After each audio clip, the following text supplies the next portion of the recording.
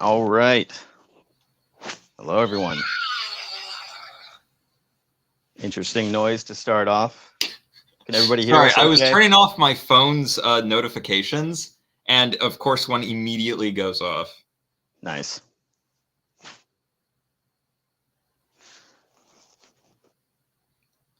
Okay. Can chat hear us okay? Can you see everything? Hello. Hello.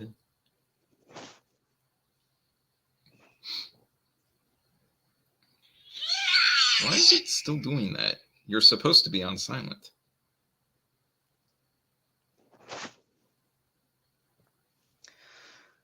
All right. As you can see, I'm very well prepared for this. Hey, everyone. All right. So we got Jay Worry, Catching Cryptids, Clan Taurus, Zerato, Frostbite Laz, Funkle Slumpkin, Hello Brooklyn.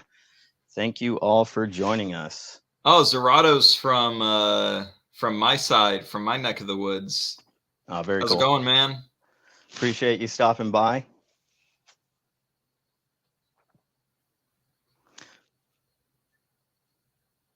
Supreme Leader.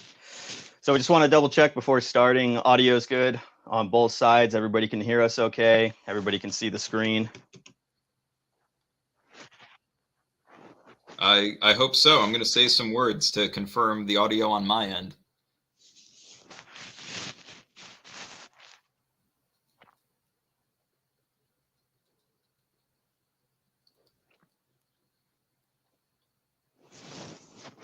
I'm also wearing my human hands today. Hey, good idea. Yeah, it's important for opening some damaged Legacies Alert faction packs I found in the back shelf. So we can show off some original Legacies Alert cards from the game that's from. Especially the Sylvan pack, as most of the cards in the Golden Legacy set are from the Sylvan faction. It's a fun little factoid for you. Very cool. Yeah, I'm definitely looking forward to seeing some of the Legacy Allure. So for those of you that don't know who Rhydon is, he is the owner of SpeedRobo Games. And I just thought he has a lot of interesting perspective on the indie TCG world. He's both created games, engineered the gameplay, does artwork for games, and he's ran a lot of successful indie TCGs in the past. So we are going to be checking out one of his games, System Gate. So this is the newest set, Golden Legacy. So I wanted to cruise through this. I'm really excited to jump into this set, and I figured it'd be fun to have the owner of the game's commentary as we check out his new set. And we are also going to be checking out the reprint collection, which is where the EA promos regular form is in. But Rhydon, thank you for joining me. And well, thank you for inviting me. It is always fun hanging out with you guys, and with you specifically. We've had some chats before, and it's always been a good time. And another thing I'm looking forward to doing tonight is talking about the the big Metazoo news. And I want to hear from a lot from the Metazoo community on what your guys' thoughts are on it, because I'm sort of like outside that main group. But I also wanted to like sort of share my analysis on it as both a developer and a game store owner. Like as a game store owner who hasn't picked up Metazoo before, what's the sort of perspective on that? And I think that might be fun. Yeah, I definitely agree. And I think this is a good opportunity for people that maybe have never, been a part of having to work through creating a game or bringing it to market to ask you questions. So chat, if you have any questions for Rhydon as the stream, we kind of go through these packs, feel free to throw them in. We're just going to be kind of casually opening packs and talking. And then when we kind of start talking more about Metazoo, I will be opening a Nightfall booster box. Nightfall's fun. I've always liked the like box design look on that, and I'm kind of kicking myself now because I was at Origins Game Fair in June, and I saw Nightfall booster boxes for $20, and I didn't buy one. That is pretty damn cheap. I know, right? I was like, oh, I should get one of those, but then I was like, I don't know. Now let me So ask you: Have you ever looked at a Nightfall booster box in the dark? I have not. Does it glow? It does glow in the dark. That's okay. That's actually insanely cool.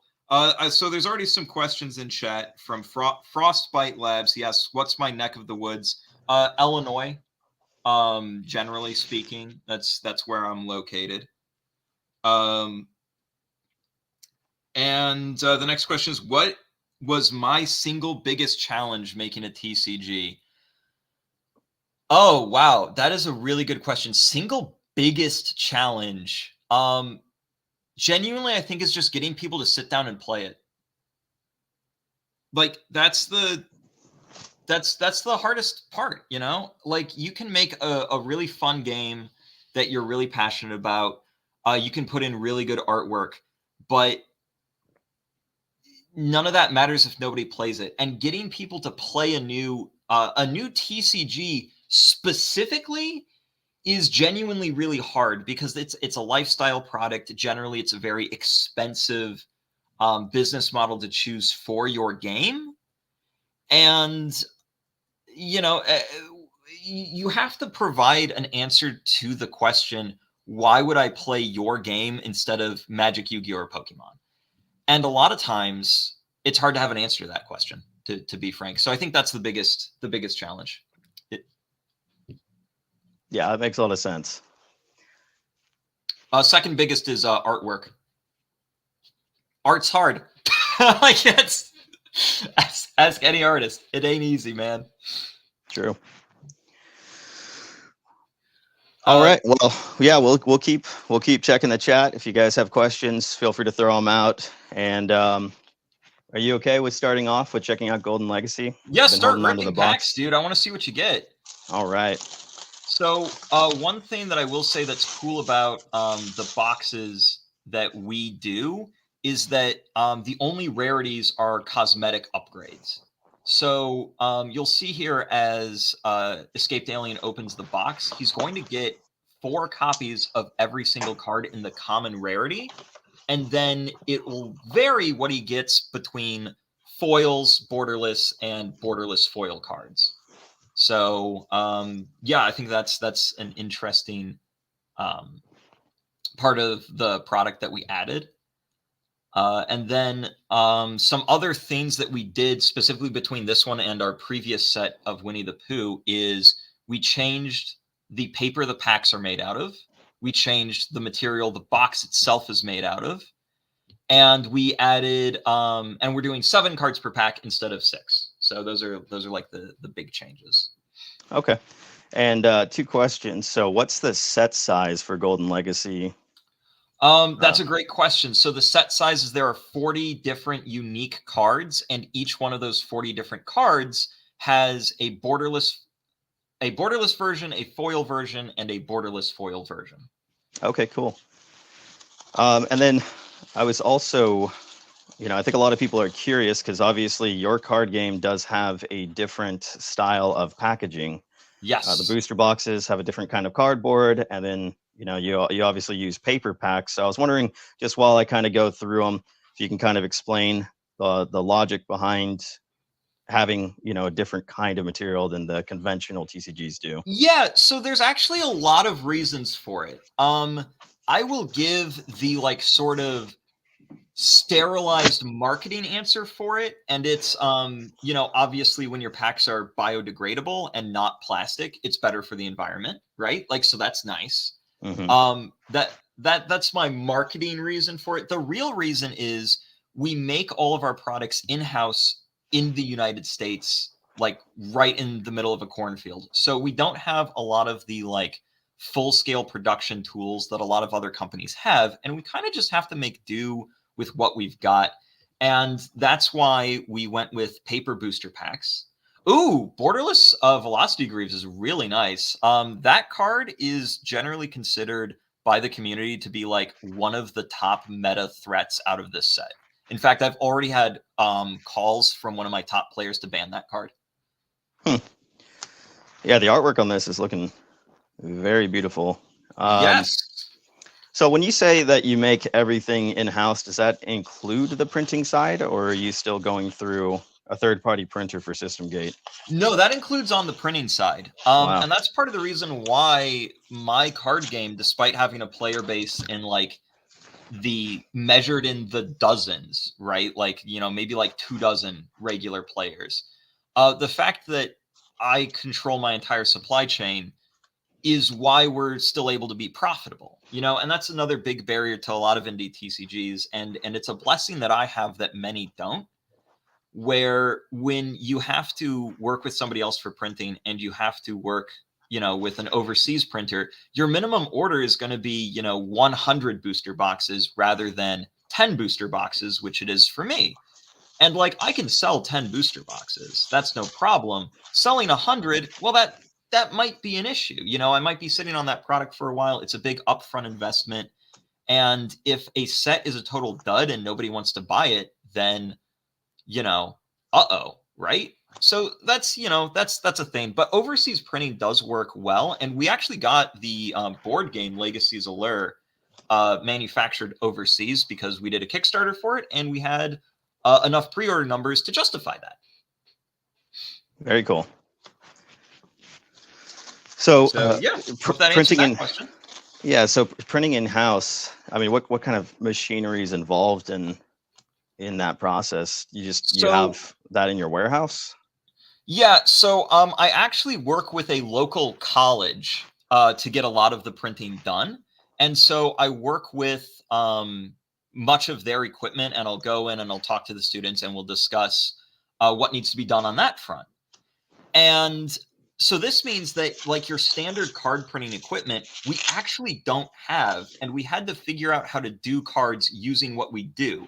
So a lot of times you'll notice the cuts on my cards are more frequently off center than they'll be in another game. And sometimes they'll be a little rougher. That's all correct. And that is a downside to the methods that we use, because instead of having one of those big like punch machines that have that exact same size die all the time that just go punch, punch, punch, we actually use a automated paper guillotine that you can set in the dimensions you want it to go through and slice down. So that's why my cards have centering issues. Okay. Yeah, I mean, they still feel really good though, as far as like the material that you use. And I know SystemGate. Yeah, go ahead. No, go ahead. No. You finish your thought. Well, I was going to say, and I know, you know, for SystemGate, you're kind of trying to focus on, you know, from my understanding, what the intention of card games started with, which is more of a playable card game than, you know, just to be a collector's piece. Yeah.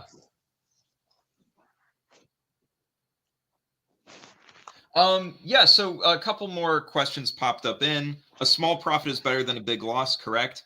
Can't you calibrate it? Gotta math it, lol. Yeah, we do. No, we do calibrate the guillotine. Like there is, you can set in exactly the dimensions that you want to cut. But just like in, you know, here's a good example, right? Like in Yu-Gi-Oh, if you open their OTS packs, which are a smaller print run, you'll find that the cards in there are missized frequently. And I was even watching, what was I watching last night? It was Termentic's stream on Metazoo. He actually opened a Sinkhole Sam that was cut slightly larger than the rest of the cards in the pack. So this is something that like happens somewhat frequently with other card games. It just happens more frequently with ours because there's more points of failure. I hope that answered your question.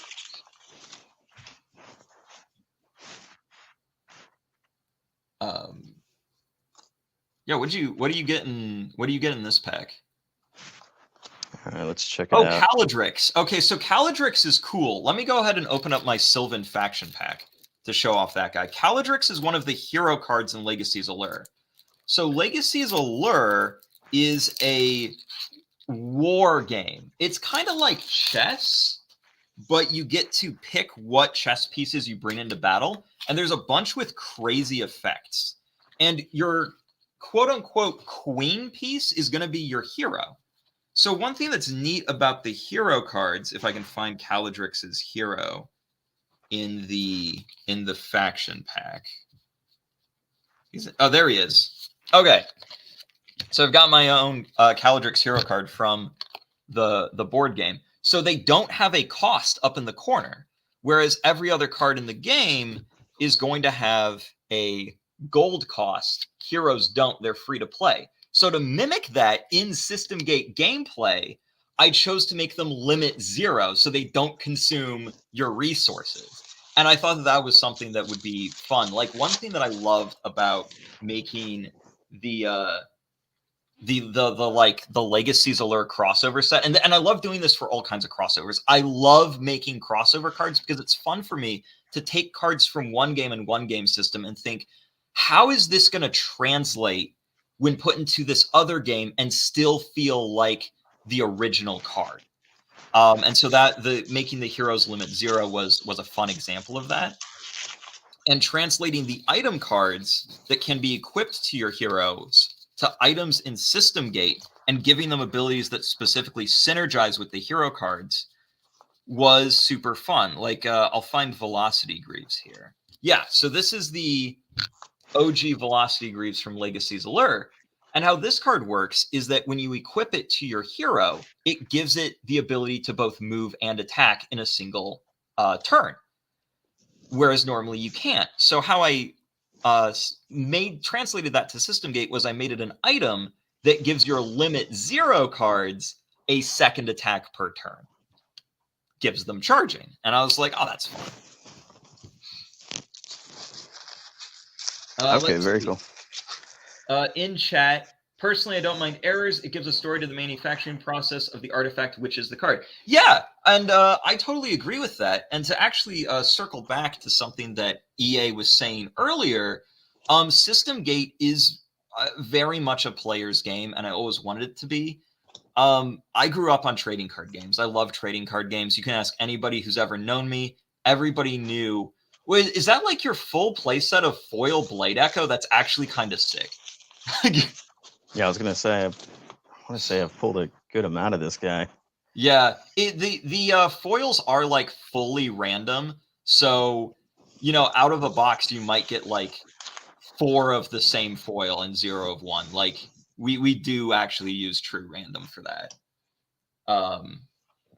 But yeah, so like I grew up on trading card games. I love trading card games, but the thing that I loved about them was less the collecting aspect and more the interesting gameplay and strategy was like what drew me into it. So as I grew older and I sort of grew out of Pokemon and I grew out of Yu-Gi-Oh, I discovered the living card game model with Android Netrunner. My uncle, shout out to Uncle Sean. He is a real one, hardcore gamer, and he taught me so much in my life. And he showed me Android Netrunner. And that was a living card game from Fantasy Flight Games, and I fell in love with it. And I learned that, like, oh, hey, there's a sick miscut. Look at that guy. Dude's hanging on by a thread. Oh man, it's funny when that happens. Hey, as long as you can still read it. Exactly. If you can read it, you can play it. No, I've got like a sick black hole miscut from Yu-Gi-Oh. I should have brought it. That's like off cut that much too, and it's fun. It's one of my favorite cards. It's on my desk at work. But like, the living card game business model I thought was really cool. So that's what I started off System Gate with. But as I was working on it, I was like, hey, people also really enjoy collecting. They enjoy shiny stuff. They enjoy bling. Is there a way I can sort of fuse the business models? And that's what you're looking at here today. So, the ripping packs is fun. Sometimes you just want to spend $5 and get a booster pack.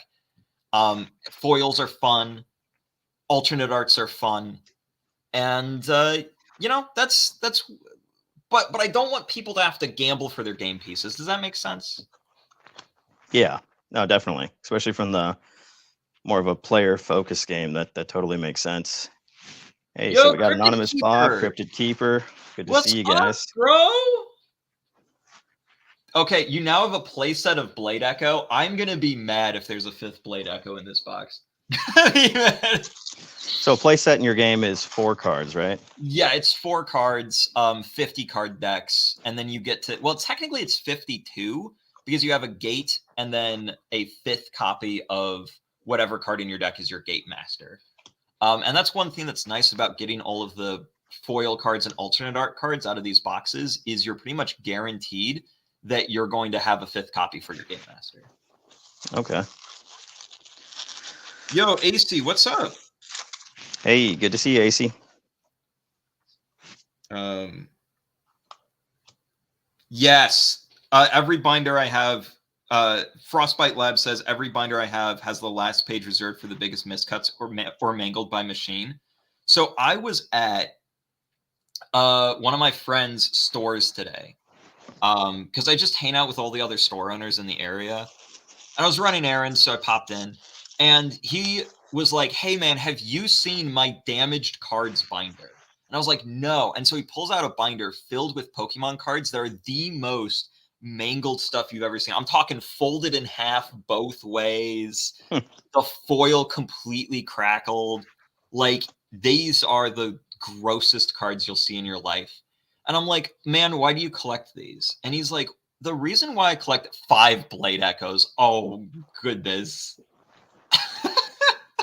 Might have to start doing some giveaways, huh? Yeah, hey, you can trade them. You know, it's a trading card game. True. But yeah, and so I was talking to him about like damaged cards, and he was like, what he finds so fascinating about them, and this is like a whole new perspective I have on them, is like the fact that one tiny thing can go wrong and your value goes from $100 to 0. You know what I mean? Like, I think that's so interesting, and that's such an interesting perspective to have, right? Like one flooded basement and your cards are worthless. You know, one nick on the corner and it loses half its value. And I'm like, that is an interesting way to look at cards. Yeah, and I always thought it was interesting too how you know, it's almost like when it comes to collectors, you're obviously looking for the rarities. And if a game doesn't consistently have miscuts and weird printing errors and stuff like that, then, you know, in a way that becomes some of the most rare cards out there. Yeah. Even if it was unintentional. So I think that's definitely a big aspect of it. One funny card that I really like from like the cards that aren't supposed to exist sort of universe, right? Is the filler cards, you know, the blanks. Those are some of my favorites. Yeah, Metazoo actually has a few of those. I like the Pokemon ones that are just like solid yellow. Oh, I don't think I've ever seen that. I saw one on like Deep Pocket Monsters Facebook page. But anyway, so you might have just saw Escaped Alien pull a foil Arcane Stone. Arcane Stone is actually one of the most used cards in Legacy's Allure because it gives your hero 1 extra mana at the start of each turn. And that can be really important for spellcaster setups like Carthul and Aurelia. So that's actually one of the most played cards in Legacy's Allure. And in System Gate, I think it's also going to be a heavily played card because it allows you to generate an extra energy per turn. And that can be really big for some decks, especially Alpha Centauri. Yeah, I'm also curious. So the artwork that's in Golden Legacy for System Gate, is this unique artwork or is this artwork that's also in Legacy Allure? So it's a mix. Like what you have in your hand, those 2 cards, Gregory and Area, are actually brand new artwork for this crossover set. And it's my characters from System Gate cosplaying as Legacy's Allure characters. So for example, Grovekeeper Gregory is new artwork, and his effect allows him to union with the Grovekeeper card. And that means that you can have 2 cards in the same like monster zone. So our monster zones work kind of like Yu-Gi-Oh! You can only have 1 per zone, and we have 3 monster zones.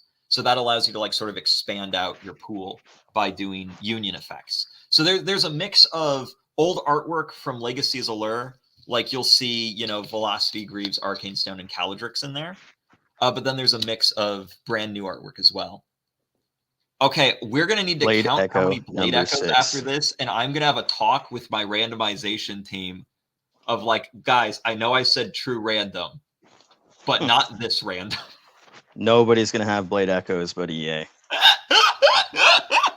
You're cornering the market on the foil Blade Echo. You want a Blade Echo, it's going to cost you. Have you hit a borderless foil yet? You know, honestly, I've just been kind of checking out the cards while you've been talking. Well, so fair enough. We'll have to go back through.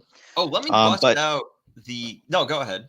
I think I will probably save a few packs to do. We'll do a couple little giveaways. Sweet.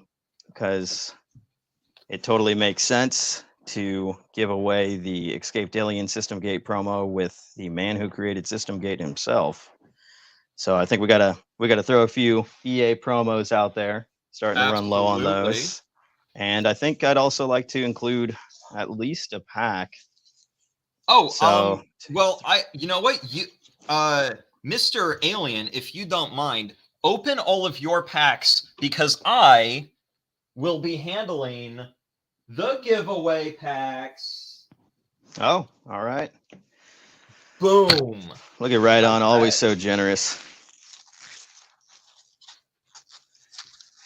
Let's see. How many packs do we want to do tonight? Because this is from my stash. How about we start with 3 and see how we're feeling?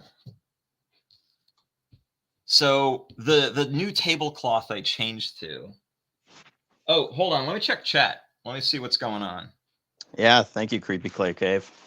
Yeah, well, thank you very much. Super stoked. Creepy Clay Cave. Why does that sound familiar? Have we met before? Super talented sculptor. So he has done a ton of Metazoo sculptures, and oftentimes they're like cryptids that are depicted as fighting. Yes. So definitely recommend checking out his work. Yes, that's right. That's where I know you from. I saw your, what was it, Piazza Bird and Frogman statue? Mm-hmm. That was sick. I love that thing. Yeah, definitely an amazing sculptor. Oh, thank you so much, Frostbite Labs. I just love my job. Like that's the long and short of it, man. I was so lucky and blessed that when I was 4 years old, I got my first ever trading card, which was a base set first edition Bulbasaur.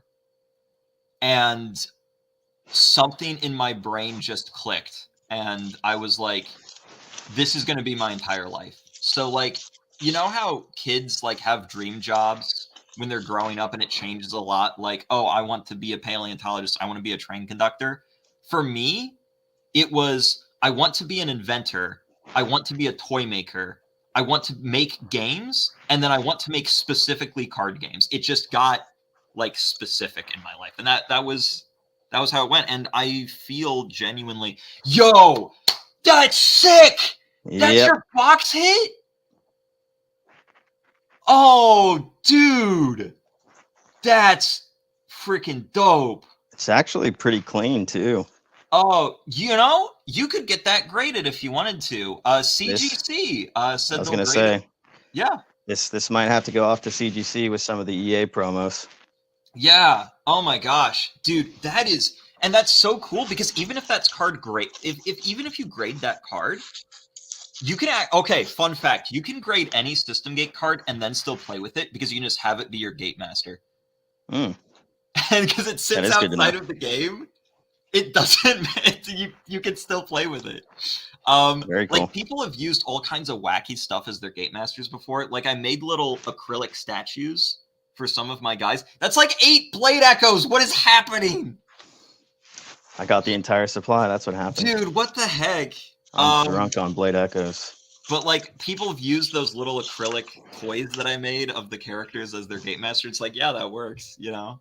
Yeah, that's fun. Yeah, you sent me a few of those. Oh, I forgot.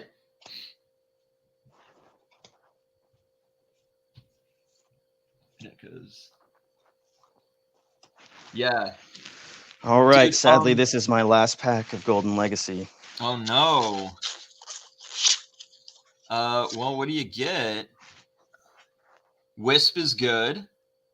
Vesuvian's one of my favorite archetypes. Tranquility was so good I had to nerf it. Love Vesuvian. That is brand new art for this set, and it is our main villain in a Gath Vesuvian costume. This was done by the incredibly talented artist Yoshi K. His real name's Josh Roypin. Please go check him out. Wonderful dude. His commissions are currently open, by the way, so like get art from him. He's great. He is absolutely great. Very cool. It looks like we got Battering Ram, Deepwood Sentinel. Deepwood Sentinel is also one of the best cards in the set, and a crazy good card in Legacy's Allure. Like, Deepwood Sentinel got massively nerfed for the Season 2 variant, which is currently available to be played on Steam. Yeah, and that is something I wanted to talk about. So, it's Trading Card Shop Simulator, right? Yes. Yeah. Oh man. So for those of you that don't know, if you guys have seen Trading Card Shop Simulator on Steam, it's definitely popular right now. I actually have some friends that started playing it, and Rhydon's products under SpeedRobo Games have actually made it into that game. So it's super cool. You can actually sell his products at your own store on that Steam game. It was so kind and generous of the developers to work with me on that, and this is a call to action. Please go show nothing but kindness and support to OP Neon, the developer of TCG Card Shop Sim. It is basically a one-man team in Malaysia making that game, and he is a genuinely kind and caring person. He has a lot of passion for what he does, and he just wants to make the best game that he can, using, his Unity assets, his awesome digital foiling techniques, and his game is fun. Please go play it. Please go support him. Awesome dude. I even just like watching people do the playthroughs. Like, I'm not a big video game live stream watcher, but that game's hilarious to watch people play. I want to give a hello to P-Weezo. P-Weezo, good to see you. It is very good to see you. Hope you are doing well tonight. And yeah, we're opening some System Gate. I'm giving some developer commentary on the set, and then we're going to talk about the Metazoo news, because I want to talk about it from the perspective of a store owner. It's so interesting, and I want to hear from you guys, and I want to know what you guys from the inside of the community think, because I've got some ideas, some thoughts about what's going on. Yeah. Oh, one more thing I wanted to say. Creepy Clay Cave. Your stuff is fantastic. If you could send me a link to wherever your store is, or if you do commissions, because I'm not making any promises, but depending on price, we might be discussing getting some of my OCs made. You know what I'm saying? I think that's a wise decision. Let me know. Metazoo crew just showed up. Hello. Hey, Mr. Legend of Whatnot. Yeah, thank you so much for being here tonight. Glad you could make the time. And I also just opened a little package from AC.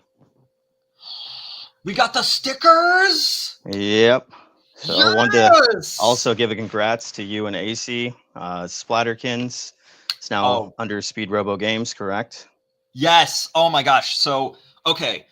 I am so excited about this. Oh, yes. Okay. All right. So let me tell you about Splatterkins. First off, Splatterkins, is adorable. The artwork is fantastic. AC has done the artwork herself. She's incredibly talented. It's amazing. Secondly, okay, let's talk gameplay, because I'm a big gameplay head. I love it. If gameplay could come powdered in lines, that would make my life.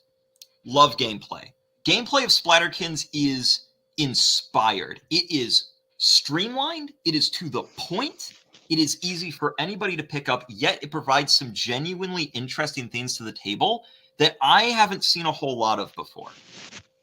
Okay, so let's talk turn structure here. Turn structure is extremely interesting. So most of the time, how you expect card games to play is, you know, you've got two players, they've got their hands, one on each side of the table, right? And you're just like, okay, so it's my turn. I'm going to play this card. I'm going to set this card face down. I'm going to do all of my actions, and then my opponent can do stuff, right? Okay. You might be familiar with a different concept. It's called synchronous turns. If you're familiar with the Star Wars Unlimited card game, super fun game, by the way, you'll be familiar with the system of, you know, each round starts, one player has the initiative, which means they play first. They play a card, then their opponent plays a card, then they can like attack with a card, then their opponent can play a card, that sort of thing. Okay, well, Splatterkins merges the two in a way I've never seen before, and it works so well. So at the start of each round, all players draw back up to 5 cards. Then it's essentially player one, the initiative players, main phase first. So they play out all their cards. Now it goes over to the second player's main phase, and then they can play their cards depending, you know, on, and they can play their cards how they want, spend their resources. Then it goes to battle. The initiative player gets to attack. Then the non-initiative player gets to attack. Then at the start of the next round, it flips. So the non-initiative player becomes the initiative player. The initiative player becomes the non-initiative player. If that didn't make sense, let me know. Okay, here's why this is cool beyond belief. It creates this incredibly dynamic, like back and forth situation where you get to see everything your opponent does, and then you get to react to it. So one thing that's like kind of annoying about, you know, turns that have like a normal turn structure is when it's not your turn, a lot of times you can just sit on your hands and not do anything. And then the player like interaction systems they build in can be like super annoying, like Yu-Gi-Oh! Oh, you activated my trap card, or Magic's, you know, 500 deep effect stacks. That's kind of annoying. So Splatterkins is just like, nah, actually, man, what if we just had players main phase, and then you get to like respond and react to it. It's dope. Go play it. I love it. I am so glad and thankful to AC for letting me publish this game. It's amazing. Your turn. No, definitely. And I'm proud of you, AC. She's also working on, this game's going to be renamed, correct? We're moving towards a different title. So AC and I were still kind of workshopping that. The current title is, and I will speak on this a little bit because I've got the mic. AC, if I say anything wrong, please correct me. So we're kind of workshopping the title. The original like working title for this was Worship Me. And to be clear, we're talking about AC has 2 games. Yes, there's 2 different games. Doing. Yes. So there's Splatterkins. Splatterkins is going to stay Splatterkins. That's working under SpeedRobo. And this is the new game she's working on. It's kind of more of a waifu take, but for the Metazoo fans, you might find the aesthetic of this familiar. So Mothlin, play on Mothman. But Worship Me is something separate. Yes. And that's what we're talking about. Oh, I don't know actually what I'm allowed to say on this because I just realized we haven't technically announced this. AC, should we, let me know in chat if we should, if I should share what our status on Worship Me is? Go for it. Okay, well, I have great news. Worship Me is also being published by SpeedRobo Games. Very cool. That is happening. I'm Very also cool. very excited for this game. Like, listen, when she told me that the gameplay was Neopets, the trading card game, but with like sexy monster girls, I'm in, dude. How can Oh I yeah. say no to that? Like, come on, that sounds awesome.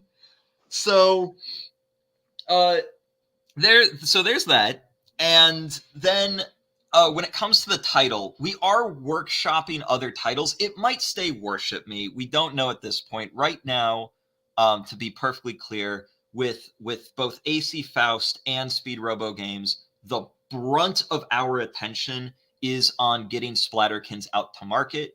Splatterkins has a wonderful, passionate fan base. They've been waiting a long time for the official release, and I want to make sure that we get the game in your hands, and that I do right by you. So as the publisher for Splatterkins, I want to, and Worship Me, I want to make it clear that if you have any questions, comments, or concerns, contact me immediately. I want to talk to you and I want to hear from you because I'm new to the Splatterkins community.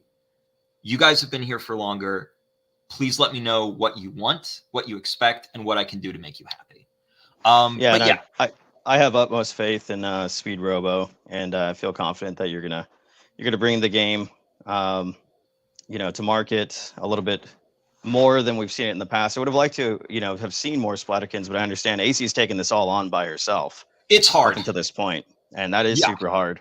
It's super It, impressive what she's gotten done, and oh, I agree. I believe I missed one set, but I've been in Splatterkins since the beginning.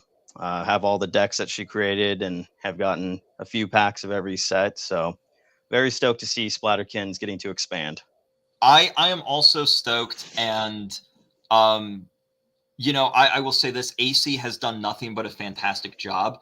I'm just here to provide additional resources and experience and to the thing to take it to the next level. And I genuinely expect Splatterkins to do great. And for us to, I'm sorry, this wasn't supposed to be a Splatterkins stream. If No, it's all good. It's all good. but But we're here to talk about fun stuff. I just yeah, realized that I was like, oh no, I'm going on and on about my we're good. super. It's hard not to, but we're I'm really so looking forward to the excited about it. Splatterkins.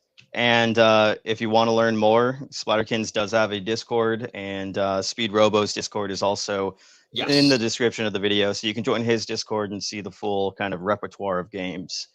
Um, I think it's time to do a giveaway. So let's do a giveaway. let's do a giveaway. So normally, how I do it, because I'm not very high tech, is I would just have you potentially write down a number I between 1 got and you. 100, and then we will have everybody in the chat guess the number, see who either gets it or gets closest in a certain amount of time. I will do that. Let me go ahead and get. Oh, perfect. I will get this misprint system gate card, and I'm gonna write a number on this guy, 1 through 100. 1 through 100.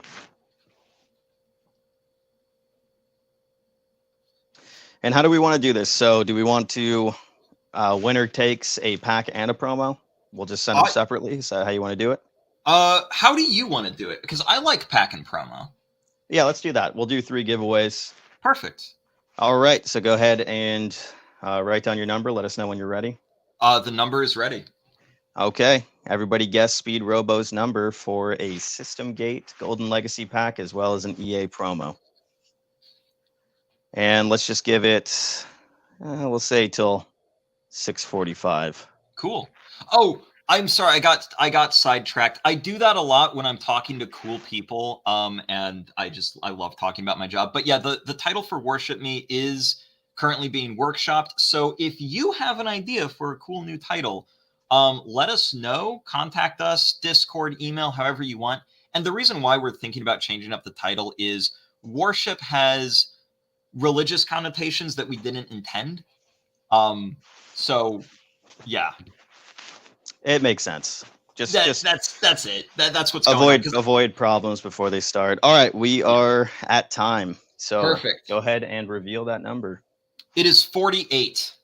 48. Okay, so I do see the first person to say 48 was actually the second comment. That was Serato. I somehow figured he would win at least one of these. That man is my mind reader. Hello Brooklyn guessed it later on, but Zerato set it as the Well, second I'll tell number you in there. what, I will actually have a consultation prize for Hello Brooklyn, since Awesome. you also guessed it. How does a System Gate promo pack sound? Hey, that's a pretty solid prize. There you go. All right, so Zerato and Hello Brooklyn, just go ahead and get us your contact information, your shipping information, and we will get those off to you. We'll have 2 more giveaways in the stream, so don't worry if you didn't get it. We'll have 2 more chances. So I have one more System Gate product that I did want to check out before we dive into the Metazoo discussion, which is reprint collection number 3. Yes. So maybe while I'm opening this, maybe you can just explain how this product type works, the reprint collections, and what's in it.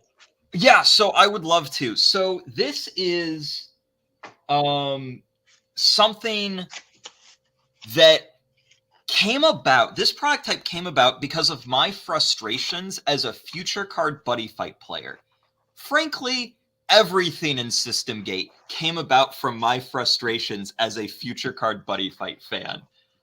So Bushiroad would do these shop tournament promos, actually just like this. This is literally our organized play promo pack.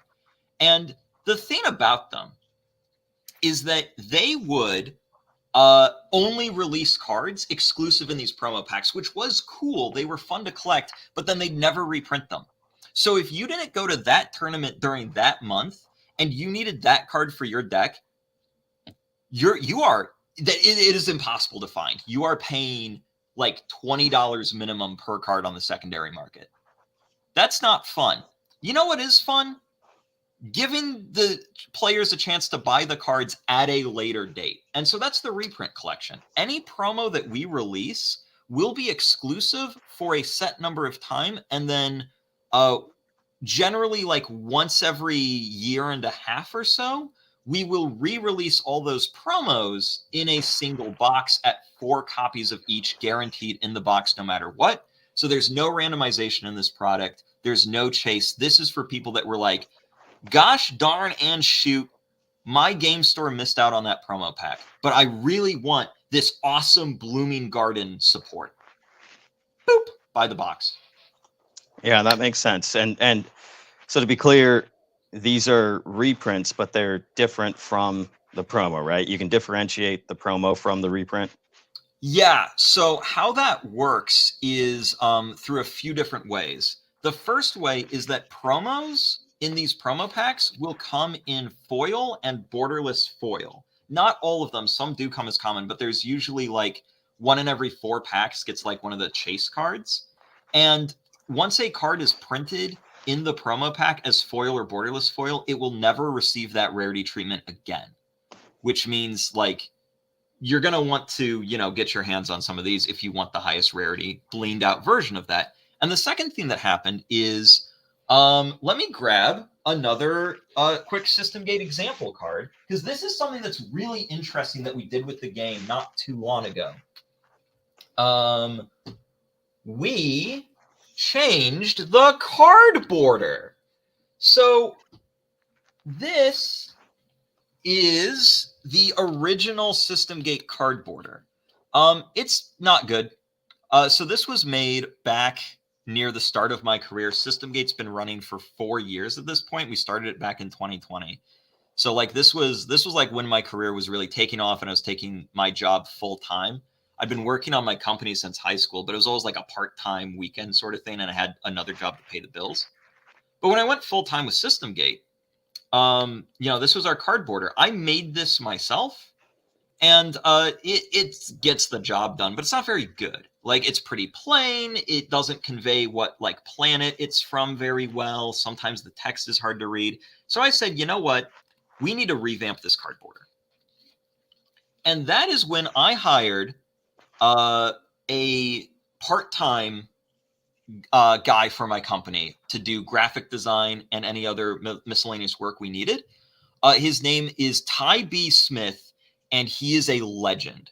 That man is such a hard worker, and he's so good at what he does. And he redesigned our card borders from scratch. Every planet has their own unique like textures and design. The layout is so much easier to tell what's going on, what the numbers are, what the planet is. It's beautiful. I would change nothing about this. And so most of these promos you're going through now actually are seeing the new card border treatment for the first time and will never see the old border ever again. So if you have old border cards, you know you're one of the original ones because these don't get printed that often anymore. We're going back through and we're updating all of like the old product. So, you know, if we ever run out of that product on the shelf and we need to print more, it'll also come with new border. So if you get old border cards, it was probably printed before this border change. Very cool. And then one of the reasons, I mean, obviously I want to check out every System Gate set. I've been kind of slowly going through, but one of the reasons I wanted to show this one off in particular is because this is where you can find the standard version of the EA card. Yep. So that's what it's going to look like in the regular set, as opposed to, what was there, only 49 of these, right? The promo 49, version? if I recall, yeah. Yeah, so there's only 49 of the hollow, the shattered hollow in existence, but there's as many of these as needed for gameplay. Correct. So if you want the regular version, that's going to be in Reprint Collection 3. Yeah, and I'll tell you this, every single Mars player, except for people playing like some kind of gimmick deck, are picking up this Escaped Alien card to use in their deck. It fills a like gameplay gap that was embarrassingly missing, which was UFOs had like one good card to use Pilot with, like just one. And it was like, okay. Now they have a card that's like, I am going to pilot this every game. So Pilot lets you equip a unit as if it were an item. So that's what you can do with the Escaped Alien card. And then it allows you to either deal 4,000 damage to an enemy unit or deal 2 damage direct to your opponent's life points. Your opponent gets to pick which effect. So it provides this like interesting, like sort of what's the lesser of two evils to your opponent while just being a really solid effect across the board. No, it's a lot of fun, and it's really cool thinking that that I'm in a card game. That's like super, super cool. It's fun to think that people are playing that in a deck. Yeah. So what I'll do too is for the winners that are winning the promo card and the System Gate pack, I'll also throw a copy of the standard version in there, so you can have both versions of it. So each one of you will get one of these as well. That's awesome. I really appreciate that. Zerato says there's a funny story about Licorice General of the Blooming Garden. Yes, there is. So one thing that we do in the SpeedRoboGames Discord is we have a super active fan card creating community, and I will frequently go through that fan card channel and just pick out my favorites and just make them real cards because my players are awesome and they have great ideas, and why not? And so with the Licorice General, how it happened was I got my wires crossed. Zerato actually submitted that card, and he submitted like an artwork design for it as well. But I like totally missed the artwork design that Zerato submitted for it, and I just got something completely different made instead. Oops. So then I went back and we like got the artwork sorted out. So like that character design made it into the game. Oh, very cool. Yeah, I love that. I love that the community can actually, kind of come up with ideas and get those in the game too. And Zeke, glad to hear that you got the promo. Congrats on winning on the last stream. All right. Well, I mean, is there anything else you'd kind of like to add as far as the System Gate side of things? I think Golden Legacy looks fantastic, and I'm stoked to see the reprint collection. Yeah, to get all these very promos. much. That's about all I wanted to add. I was going to address a comment. Hello Brooklyn says, interesting, never heard of this game. I'll be completely honest with you, I'm not surprised. My games have been described as bespoke card games, and I wear that title with pride. You know, The guy I who am said it may have been a little pretentious. I was there when that happened. No, I love that title. I say it all the time these days. And the thing is like I never expect my games to go to the moon. I never promise that. I just promise fun games for people to play. And part of the reason why you've never heard of me is marketing's hard and I'm bad at it. And I own that as one of my issues. So I'm glad, Hello Brooklyn, that you've gotten a chance to take a look at System Gate. And if you are interested in learning more, reach out to me. If there's a local game store that you frequently play at, let me know, and I can send them a free demo kit for you to try out. Like I send free product to game stores all the time. So if that's something you're interested in, yeah, just let me know. Very cool. Yeah, and Rhydon's always super responsive. So if you guys are interested in his products, his Discord and his website are in the description of the video. So yeah, feel free to pop in, and he's got a solid community, and it's very, very cool seeing what he comes up with. Oh wow! And Cutthroat Zoo said he found out about you guys through TCG Shop Simulator. I'm glad. I'm glad. Yeah. So I actually have something funny about the TCG Card Shop Sim thing. So, like I said earlier, lovely developer. Working with him is fantastic. He actually put like a link to our website inside the game. So if you click that title bar, it'll take you to the website. What was funny about it is I didn't know he was going to do that. And so I was like doing like a big website revamp on the back end at almost like the same time we showed up in TCG Card Shop Sim. So for a while there, my website looked absolutely terrible and was slightly broken. When we were in there, and I got some emails about it, and I'm like, I'm sorry, we're literally like redoing the website right now. And so the website upgrade is done, and you can go check it out now, and it looks a lot better. But yeah, just that was a funny coincidence that happened there. So I figured that'd be a fun story. Oh yeah, and the website is looking very professional. I'm glad that was the goal. Really proud of how that turned out. Yep. But yeah, so I have a question for you. Sure. And the question is, giveaway or Metazoo? Yeah, we can definitely run another giveaway. Let's do it. All right. Go ahead and write out your number. Oh, I do need a number. I will deface another System Gate card. Okay, sounds good. You may as well throw those number System Gate cards in. What do you think? Yeah, sounds good. I'll do it. There you go. Part of the stream history. All right, I got it. Okay, it is time to guess Rhydon's number between 1 and 100.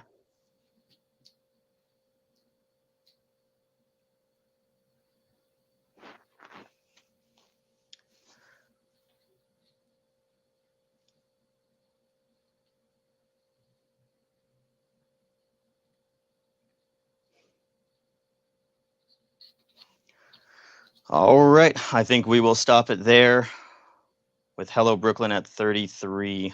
So we'll cut it off there. If you want to go ahead and reveal, we'll see who won. 100. 100. Let's see. Did anybody get 100?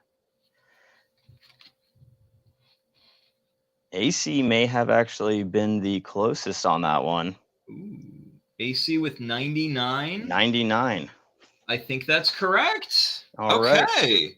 So AC takes the dub on that one. There you go. We'll have one more giveaway. Goes over there. Stream. Okay, so I think it is time to move on to the Metazoo discussion. Yes. So real quick, I'll let chat choose. Would you prefer me to open a booster box of Nightfall first or Seance first? Nightfall. Nightfall. I want Nightfall. I want it. It's pretty. Seance. So this is something that I think It looks like unanimous decision on Nightfall. excellent. Yeah, this is something that was kind of cool about Metazoo. Like they had a cartoony art style, and then they did like kind of like darker themed sets with Nightfall and Seance. And like looking back on it as somebody who like wasn't around for it, I was like, that was actually kind of neat, you know? Like there's a lot of like darker adult cartoons out there that have like a very happy, peppy art style. Like the Has Been Hotel franchise comes to mind, you know? That's that newer show, right? Yeah, that's a newer one, yeah. Okay. Yeah, Or I even think I saw like the to an first extent, episode. like Grim Adventures of Billy and Mandy. I know that was still a kids show, but like, Oh, I love that show when I was yeah, that when I was show's younger. great. But like, let's not beat around the bush. That's kind of like it's pretty dark. Grim Reaper lost a bet for the soul of a hamster. Yes, yes. All right. So, yeah, I'm curious about your perspective with especially the new buyers of Metazoo. I feel like, we've all spent a long time kind of rehashing the past and what happened with prior Mhm. ownership and management. So I don't necessarily think abduction. I Yeah. don't necessarily think that it's necessary to go there. I think we're all pretty well aware of the mistakes We're on the same that, page there. Let's yeah. look forward. And so there's a lot of angles to look at this from, and I'm gonna just kind of like go in, and if anybody has any questions or wants me to like slow down or elaborate on something, I gladly will. And I think I'll get started from like the least in-depth perspective, and that's my perspective as a store owner. So this is something that may not have come up a lot. I know I said we were going to be looking forward, but I do have to bring this aspect of previous MetaZoo up as something that I thought was interesting. And So this does, sorry to interrupt, but go for it. if everybody's not aware, Rhydon does run his own LGS.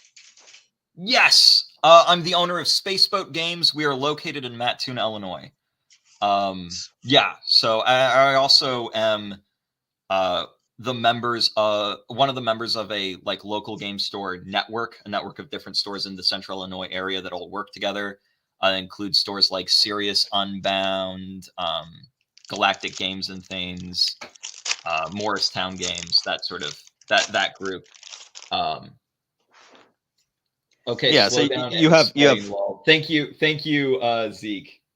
yeah, and you have multiple perspective angles here because not only have you developed TCGs, but you also run that LGS. So you know what it's like to Yep. interact from kind of the other side of the community, running a game store, running play nights, actually selling product.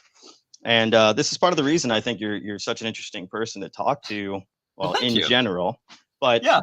when it comes to this topic in particular, because you really do have a lot of knowledge that I think the average community member of a TCG wouldn't be able to experience. So, anyways, go ahead with where you left off. Sorry to interrupt, but I just wanted to make sure everybody knew that yes, Rhydon does own his own LGS. Yep. And so one thing that was interesting about Metazoo, and correct me if I'm wrong on this, but as I understood it, Metazoo was exclusively distributed through Golden Distribution. Was that right? I'm pretty sure that was the case. Yeah. So here's the thing about Golden. Basically, nobody outside of the West Coast knows about these people or uses them. So that really hurt Metazoo's reach. And I'm gonna be real. At this point, even if I was a store owner and I knew nothing else about Metazoo except like it kind of existed, Golden, not Golden. Sorry, that's my leftover Wisconsin DNA pronouncing that word wrong. Okay, so Oh Cutthroat no, Zoo they just had said, Southern. Apparently, yeah, Cutthroat Zoo says Southern they had and Southern. PhD. That's true because there are promo cards even for the various That's okay. distributions. That's interesting because, I never saw Metazoo products offered from Southern. when I was running my store. That's weird. But here's what I was gonna say. If I saw, as a store owner, if I saw Metazoo come back and Southern like offered good deals on the product, would I buy it? Honestly, maybe I might, just out of like sick, twisted curiosity, you know, like if I knew nothing else. So I think that's like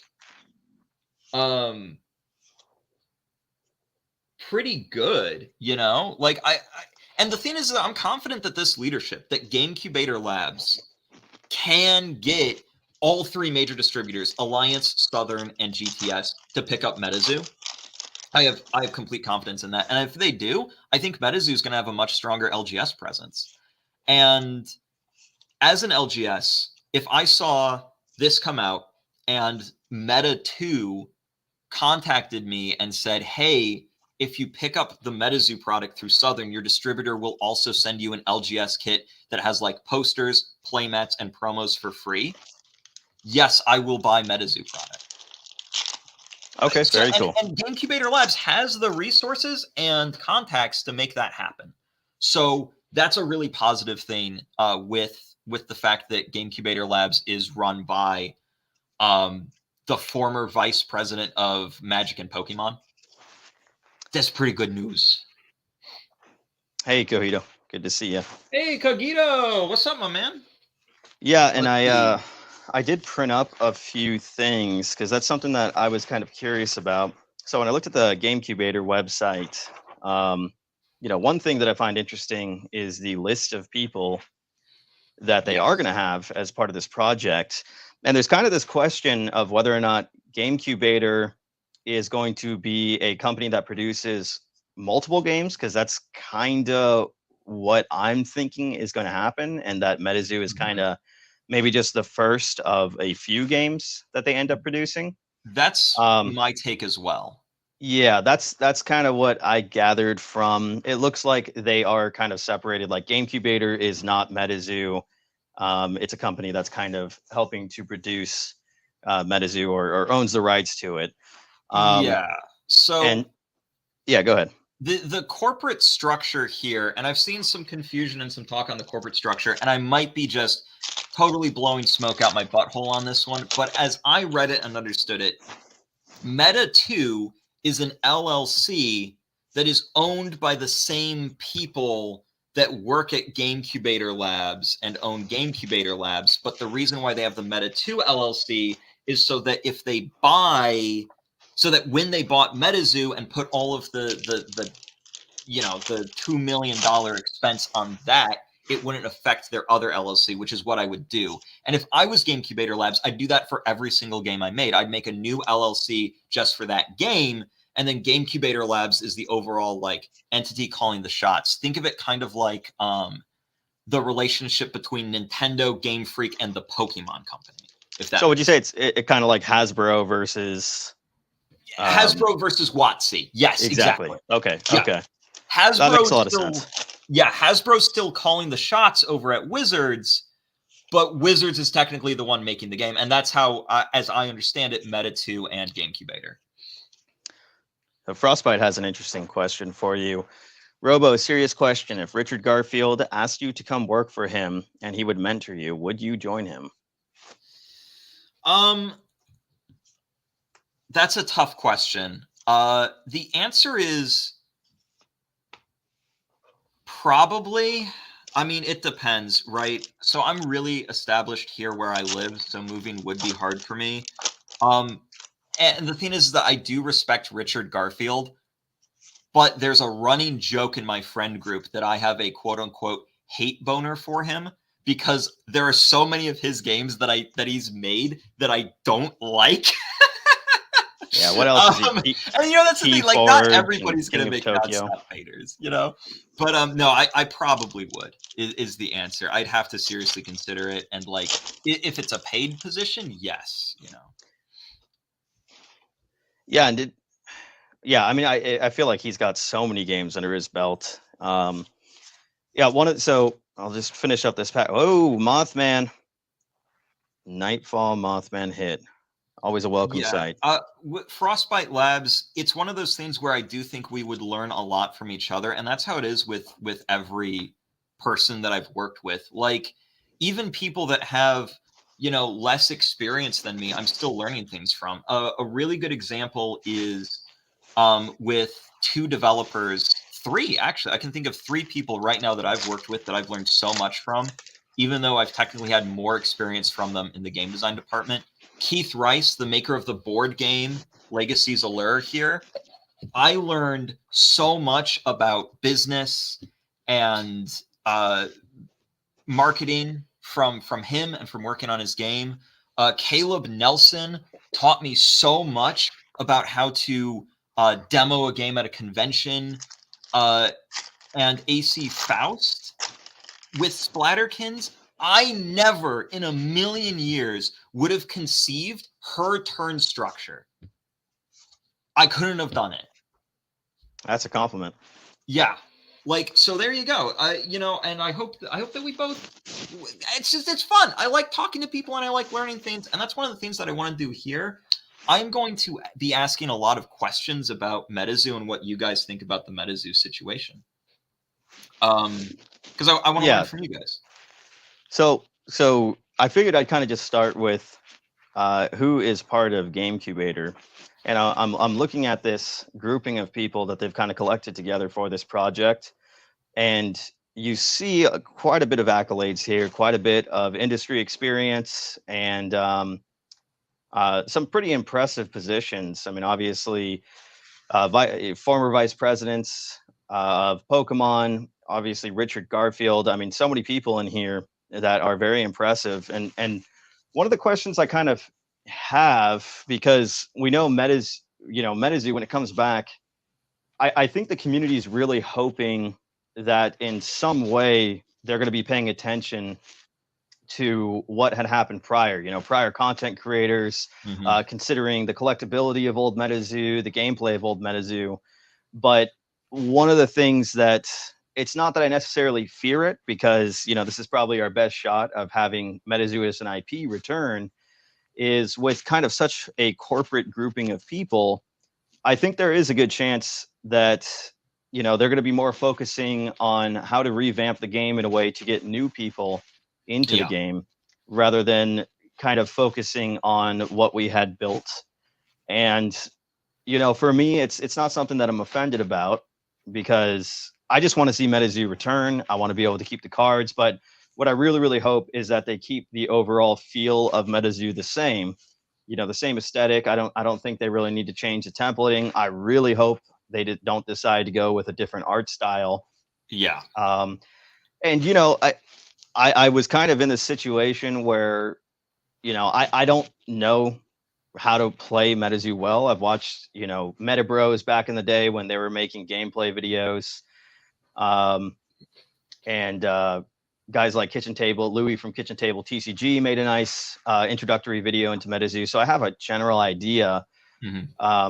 But depending on who you talk to, you have this big side that says the game was clunky and it was hard to learn, which I kind of get that. It's kind of like if you didn't have a prior experience with a game like Magic the Gathering, it would be something that's a little hard to pick up. And then you have people that say, no, the prior gameplay just kind of needed tweaking. Yeah. And, maybe they just needed to figure out how to kind of bridge the gap between the old cards and whatever the new meta is going to turn into. So I agree with everything you said, and I have like some additional thoughts I want to kind of build off that. So first off, with the roster in GameCubator, the one person in there, I would say don't get too excited about his... let's bring him back. About his continued involvement is Richard Garfield. And I say this with all the respect in the world, because by God, I'd do the exact same thing. Richard Garfield, he's pretty much retired, and what he does at this point is he bounces from company to company and is basically like, hey man, want me to sign your name on your board game box so that it's a Richard Garfield game? Okay, that's something I didn't know. He does that a lot, And again, I don't fault him for it. And he still, you know, is involved in the design process. Like a good example of a game he did do like the design for recently, but then left was Fantasy Flight's Keyforge. So he laid the groundwork, he worked on it, but then he eventually, you know, left that project fairly early on. And again, I don't blame him. I like working on different games too. If I was in his position, I would do the same thing. So like but everybody else I think is going to be staying. They're going to be on the board and they're going to be like consistent games. I just expect Richard Garfield to move on to a different project sooner rather than later. Okay, so he's like he's like the Snoop Dogg of the TCG world. Yes. Got his hands in everything. Exactly. He's the Snoop Dogg of the TCG world, and I'll say this, I freaking love Snoop Dogg too. Yeah. Yeah. The Martha Stewart collab went hard. Reading some comments. Yes, you see, we have a bit of a mix of opinions already on the gameplay aspect of it. Yeah. So you had Frostbite Labs saying that coming from being a Yu-Gi-Oh! And MTG player, he thought the gameplay was fun and, you know, probably speaking on the complexity of it. Whereas Cojito, he felt like it could be a lot more streamlined and smoother. Yeah, so I guess I'll weigh in on my opinions on the gameplay here, and I want everybody to know that I am approaching this from a completely cold, heartless, calculating businessman perspective, and I love the Metazoo community. And I am also coming from the perspective of a former Metazoo hater, and I am not ashamed to admit that. So when it comes to the gameplay, it is divisive, I think is a fair way to describe it. Outside of the Metazoo community, there are many people that saw the gameplay initially, tried it out, saw the fourth wall effects, and said, no, thank you. And there's no denying that. And a lot of the problems that stemmed from that were the fact that Metazoo uses a resource system, the auras in deck, that's kind of played out. You know, we've already seen Magic's Lands. We've kind of done that before. It has a problem of icon soup. I know that even Metazoo fans have admitted that. And, you know, I just feel like Metazoo's overall iconography needed a pass. It wasn't very intuitive. And the fourth wall effects are something that you're either going to love or you are going to hate. But either way, it is undeniable that the fourth wall effects kind of make competitive play a little bit annoying at times, where it's just like, oh, I guess it started raining outside during this tournament. Well, and my understanding is that fourth wall effects didn't have to be played with. Correct. They didn't have to be played with. But then my counterpoint to that is, well, then why are they there? Like, you know? Yeah, I mean, and we've seen that in the Infinity sets of MTG. You know, we even got, or the unsets rather. Infinity, I believe, was the most recent fourth wall set. Yeah. And it is, you know, it's kind of a cute gimmick, but I agree. I mean, if you're talking about fourth wall effects being a requirement, and maybe it doesn't need to be on all the cards, you know, I almost could say like it's kind of different formats almost of the same game. You know, it's kind of like maybe a commander versus standard for MTG, where, you know, you kind of same cards, but you kind of choose the way that you want to play them with slight variation. Yep. But I think that's part of the problem, is because when I started with Metazoo, I thought that was the game. Like, I thought it was, because they advertised it as kind of a game, you know, where it was like that was a requirement, and I was like, I kind of get that. I loved like drafting Infinity and stuff like that, but I could see how that would also be annoying, you know? So the thing is that first off, everybody in the comments, I completely hear you, and I agree. The fourth wall effects make Metazoo. I just think they need to be used slightly more sparingly. And like, yeah, Frostbite Labs, you're right. It is a memorable experience. I just personally don't know if it's memorable in a way that's fun. Like, if I'm going to a tournament that has a huge prize pool and I prepared so hard for this and even checked the weather ahead of time and it said it was going to be sunny, and then it starts raining and it screws over my entire deck, I'm gonna be mad. You know, it was definitely an interesting move. it was an interesting move, and I also love the unsets. I love the unsets in Magic. I think they're wacky. I think they're fun. They are my favorite way to play Magic. But part of what makes them fun is that it's not baked into the core experience. Here's the thing. And for everybody who loves the fourth wall effects, I say keep them. I say keep the fourth wall effects, but make the separation of formats very, very clear. Have a competitive format that doesn't use them. Have a casual format that does. Run tournaments for both. I feel like that, like really hammering home, hey, if you think the fourth wall effects are annoying, don't play with them, right? And was there already, and that's, I don't know, was that already a thing in Metazoo, or was this just sort of like a nod of like, oh, you can ignore them if you want to? I don't know. So you guys tell me. Yeah, and both of us, we're not experienced players in Metazoo, so I don't want to act like I know what I'm talking about. And this is kind of one of the things that, you know, I kind of hope that now that we have the announcement, new ownership will start reaching out to the community a little bit. Yeah. But it sounds like they already have something in the works. And that's where I'm kind of saying I'm not sure if they're really going to take prior Metazoo community members into consideration too much, because they're saying that a new set's coming out in Q1 of 2025. Oh my gosh, I want to talk about that so bad. But first, I have to address something Frostbite said that is freaking genius. I wish I thought of it. Frostbite says in a tourney, the fourth wall should be manufactured, which means like each tournament says, and the environment for this tournament is forest. That is so freaking cool. Well, and I think that's kind of what the towers were trying to simulate a little bit. Oh, yeah, that was what the towers were, weren't they? Yeah. More of that, please. That's fun. Dude, Frostbite, well, the towers were very hype. I mean, they were very popular. Yeah. Obviously, we know they shouldn't have tried to give... okay,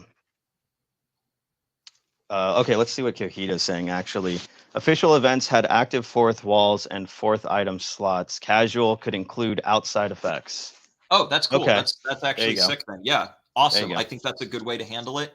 Now, the thing that I want to point out is that, like, and if Metazoo did all of this for competitive play, the fact that someone from me who is very much into the TCG scene, but was turned away from Metazoo in part because of the fourth wall effects, the fact that I didn't know any of this until like now is a problem, because I would have been more willing to play Metazoo if this information was like disseminated better. Does that make sense?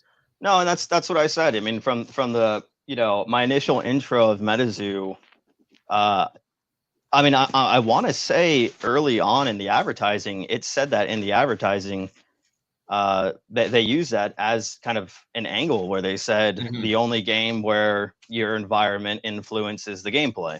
Yeah. So I was under the same impression when I first got into Metazoo that was the case. Yeah. You know, and it was kind of left up to the community in a way to fix me on that, you know, to correct me on that. Right.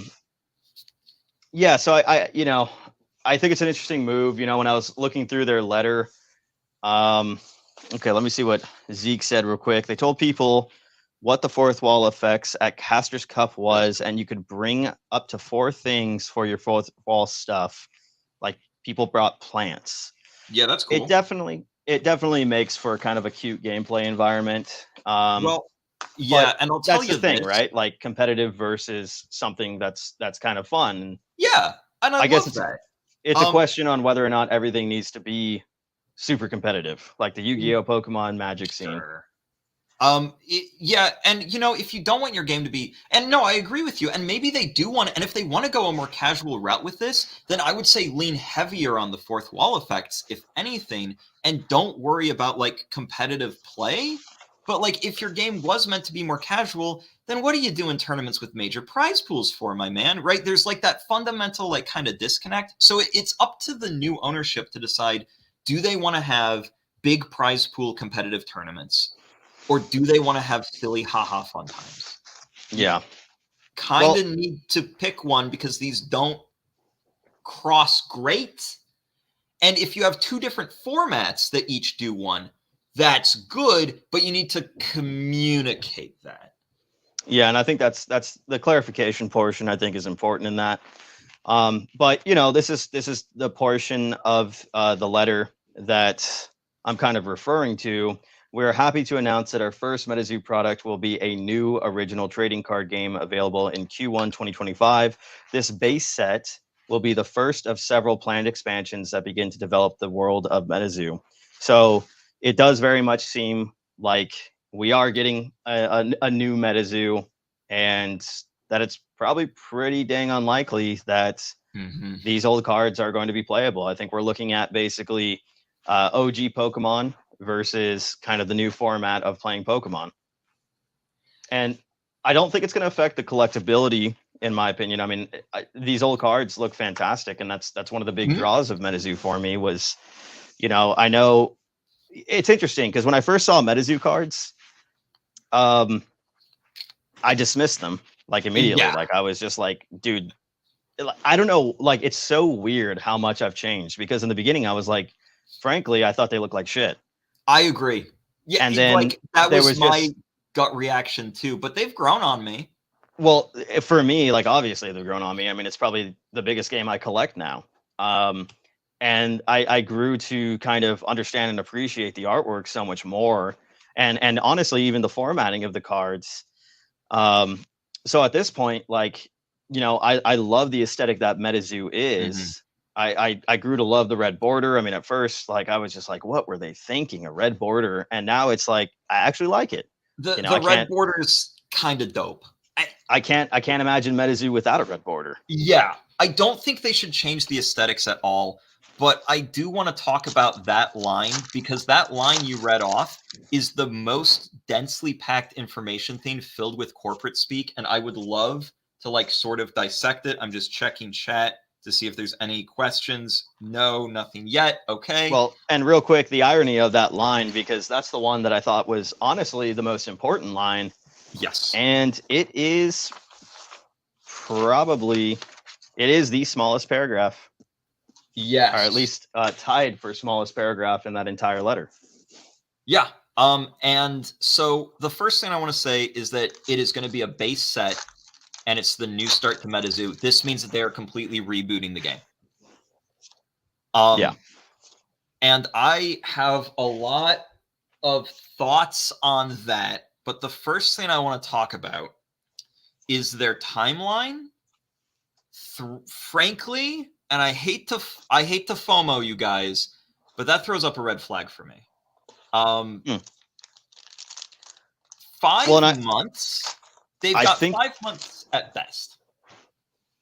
I think we can talk about that a little bit more, and that was another one of the pages that I'd actually printed up, because I kind of wanted to also get your opinion on this. So we obviously know the ties to MTG and Pokemon here. But one other thing that I found on the new website was the producing facilities. So we have Asmodee, which makes board games like, I want to say, Settlers of Catan. They make everything. If there's a board game, they make it.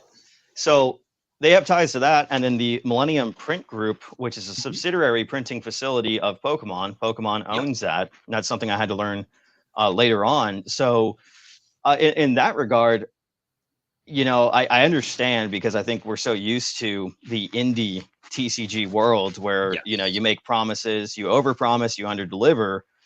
But I kind of feel like with this sort of connections with these experts in the industry, and, you know, what they have as far as print facilities that are available to them, that it's not super far-fetched, in my opinion. I actually agree with you. And this is the thing where I like, and this is what I want to talk about. You know, 5 months is a little bit of a red flag, but I think that there's more context that mitigates that. And that's what I wanted to talk to bring up, right? So that's a very fast turnaround for a brand new game. Like it just is. Generally, I like to spend a year developing out all the product and then have 3 months to get the manufacturing done if it's a brand new game and we don't already have like a standard we're trying to achieve. 3 months works. But if you need to, getting it done in 1 month is very possible. And with Asmodee and Millennium Print Group, it's not like their print run isn't going to be done in a month. It's going to be done in 2 weeks. Well, Good. and you don't have to worry about that. Cutthroat Zoo brings up a great point here, and this is something else that I'd like to touch on. Because he's saying, I wonder if they put some pre-production into the game already, or if they have connections at big printers. I actually am of the opinion that gameplay-wise, you can develop a game without the flavor of the game. I agree. You know, you don't have to have the art style ready for a game yet. You don't have to, you know, but if you have the mechanics, the engineering down behind a game, you know, you do have that kind of angle where it's kind of plug and play with the IP portion and the art portion.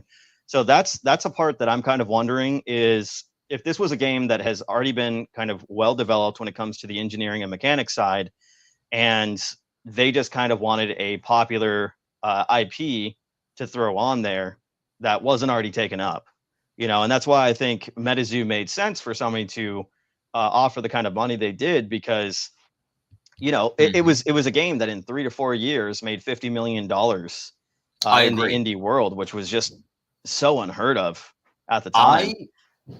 Escaped Alien, everything you said is my exact analysis. You're dead on the money. You beat me to the punch. You're right. That's exactly what I think happened. That turnaround time is short enough where I'm like, you can't develop a new game in that turnaround time. They've had to have done something before. So is this good news for Metazoo people? If you wanted a game that's potentially completely different, yes. Now, I do want to back up a little bit, because it might not be a completely different game that they're just kind of like putting the Metazoo IP on. This is something that GameCubator Labs may have been thinking about doing and planning for since February. True. Since this went into bankruptcy, if I was GameCubator Labs and I was a big Metazoo fan, I'll tell you flat out, I would have started cooking my brand new Metazoo reboot in the back just for shits and giggles anyway, my guys. And if that's the case, if that's what's been going on from February, and then they're looking to launch in February, that's a full year. That makes sense. Yeah. What do you guys think? And that's where I'm at. I'm trying to look at the sensibility of the timeline and who these people are with their prior experience. So I am really leaning towards, I think this game has already been pre-prepared as far as the engineering and mechanics go. And we're basically looking for a skin on the game. And if the skin is OG Metazoo style, you know, it's one of those things where it's bittersweet. You know, I want all the players that have stuck around this entire time. We're big advocates for the game. We're big competitive players in the game. You know, I want them to have that. I want them to be rewarded. I want all of us to be rewarded for being loyal Metazoo kind of fans, collectors, players this entire time. And that's why I at least hope that if one aspect of it's going to change, because I would still say, as much as there's a very, very passionate player base of Metazoo, and I appreciate that. Yep. You know, it was more of a collector's game, in my opinion. You know, the player base for Metazoo is the smallest contingent of its fans. And that's just the brutal reality of it. Like, you're right. You know, there is that hard-hitting phrase that got thrown around by Metazoo haters a lot of, quote unquote, Metazoo has no players. While that's not completely true, there is a grain of truth to it. That I go ahead. Sorry. No, you go ahead. I think what, you know, it's one of those things where it's like, you know, the irony of saying Metazoo had no players is that it probably actually had more players than most indie TCGs we see out there. Oh, yeah. I think when we're talking about the ratio of people that were into Metazoo specifically for the collectability aspect versus the players aspect. Yeah, That's more kind of I think what we're talking about here, right? exactly. The And joke of that's no players. no, I completely agree, and that's the point I'm getting across. Of like the people that said MetaZoo had no players, we're comparing it to like the big three, which is never a fair comparison. This is an indie card game, guys. Come Exactly. on. What? Well, yeah, let's see a little bit of chat. So Zeke says, I think they had an idea for a TCG for a long time now, and Metazoo was something that came up for sale, and they just decided that's the name for the game they wanted to make. I agree with that, obviously. I think it's definitely what we're talking about. Cutthroat Zoo says, we'll see how much art and theme they reuse. Legacy War, SCP, rehash past sets. Yeah, and that is another big question. I mean, these are the things I'm wondering, how much are they going to pay attention to us that have been around in Metazoo since the beginning? And we were excited for some of these sets, I mean, as far as myself, like War was super, super hype. But when I hear a new base set, that definitely opens the door to scrapping all prior ideas. Yeah. And I think we're just going to have to see how they decide to interact with us, when and if they finally do. So, yeah, I unfortunately, I think the prior ideas are getting scrapped, and I don't think there's a way around it. And I think that that's sad. But I wanted to talk a little bit about if I was in their shoes, and you have the reboot or move forward button. This is a decision that I do not envy GameCubator Labs for having to make, because both choices here kind of suck. Neither's fun. You can not reboot and just move forward printing the existing product, and that's going to make your existing players generally pretty happy, I think. But the issue you're going to run into is Metazoo, as it was, had a lot of negativity in the general gaming community surrounding it, had a lot of bad blood left behind. And there's no real two bones about it. And like I said, the gameplay was very divisive.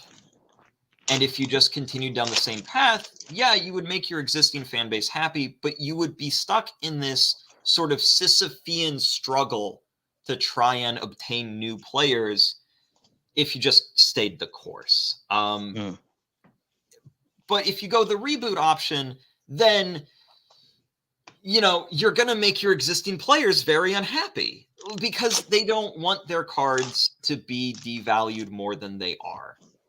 But to that end, if Metazoo does gain, but if you go reboot, then you've got a real shot at gaining a bunch of new players and a bunch of new fans. And if that happens, then the original Metazoo stuff that you're never going to see again, like this is it, actually does retain its collectability value. Sure, it loses its gameplay value, but it's still a very fun collectible and a fun piece of Metazoo history.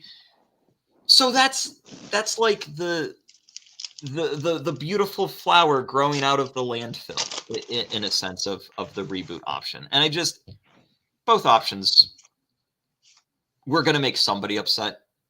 True. That's my take. No, I definitely agree with that.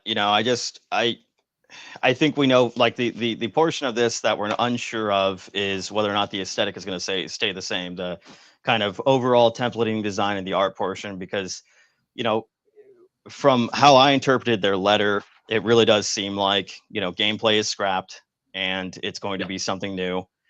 And I do feel for the people that were passionate players of Metazoo in that, yes. But, for me, because, I didn't really have a huge, horse in the race when it came to the gameplay aspect. I have meticulously opened every single one of the starter decks. I have them all sleeved, ready to go, because I was excited to learn Metazoo.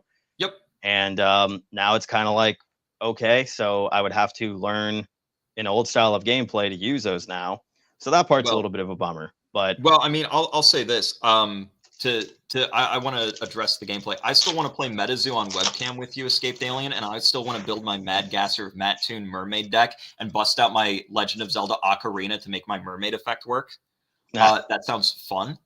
And one comment I do want to address: catching cryptids. I genuinely apologize if I sounded like I don't think this GameCubator Labs is going to deliver. I want to make this extremely clear right here, right now. I think GameCubator Labs are the best possible people to handle this. I think they are going to knock it out of the park. I am not concerned one bit on the team, their skills, their resources, their networking. Not even a little bit. I am sure that it is going to go great. All I'm doing is offering my opinions and thoughts on the direction they chose and the pros and cons of that direction.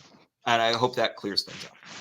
Yeah, and I hope it doesn't come off that way because obviously I'm a huge Metazoo fan, and I'm going to be there regardless of what happens, unless we start seeing Hello Kitty over and over again or something like that.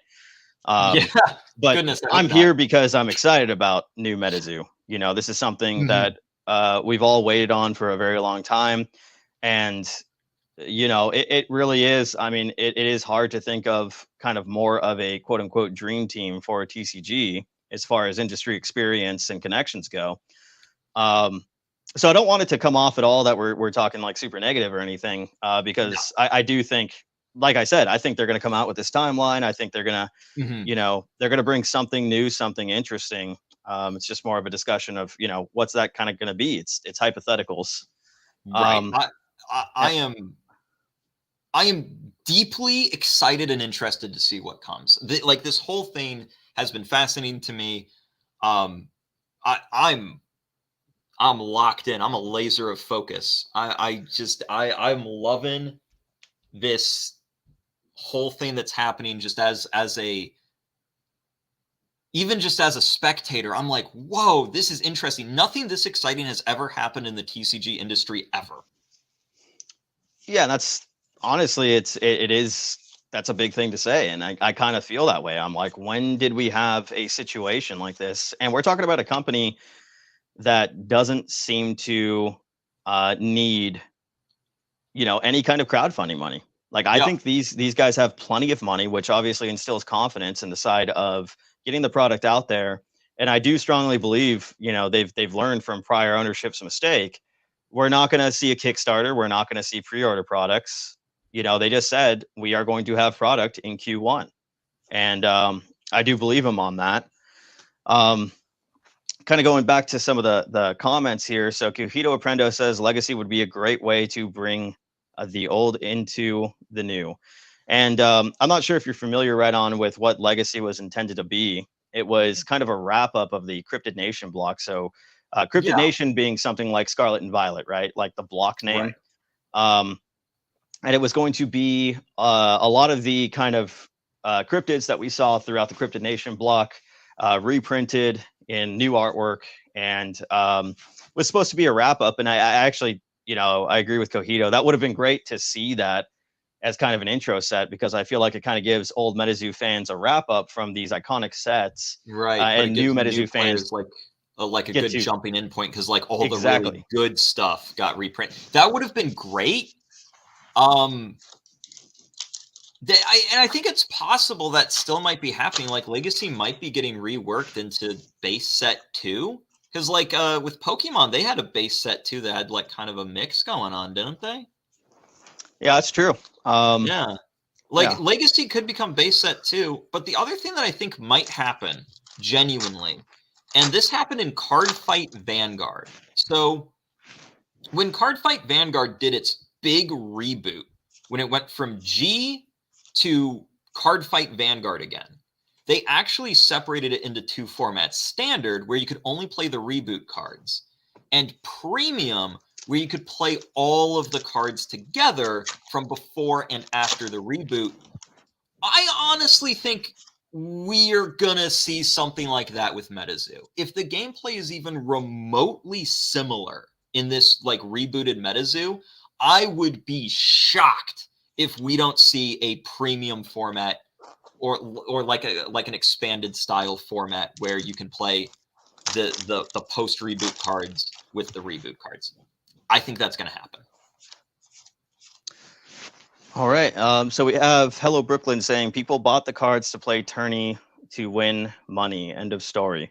So yeah, that definitely could be the case with a certain amount of people. I mean, I know for a fact there are community members that did genuinely love playing the game, but we're trying not to go over too many of the prior mistakes. But the prize support for those tournaments, that it was a ridiculous number.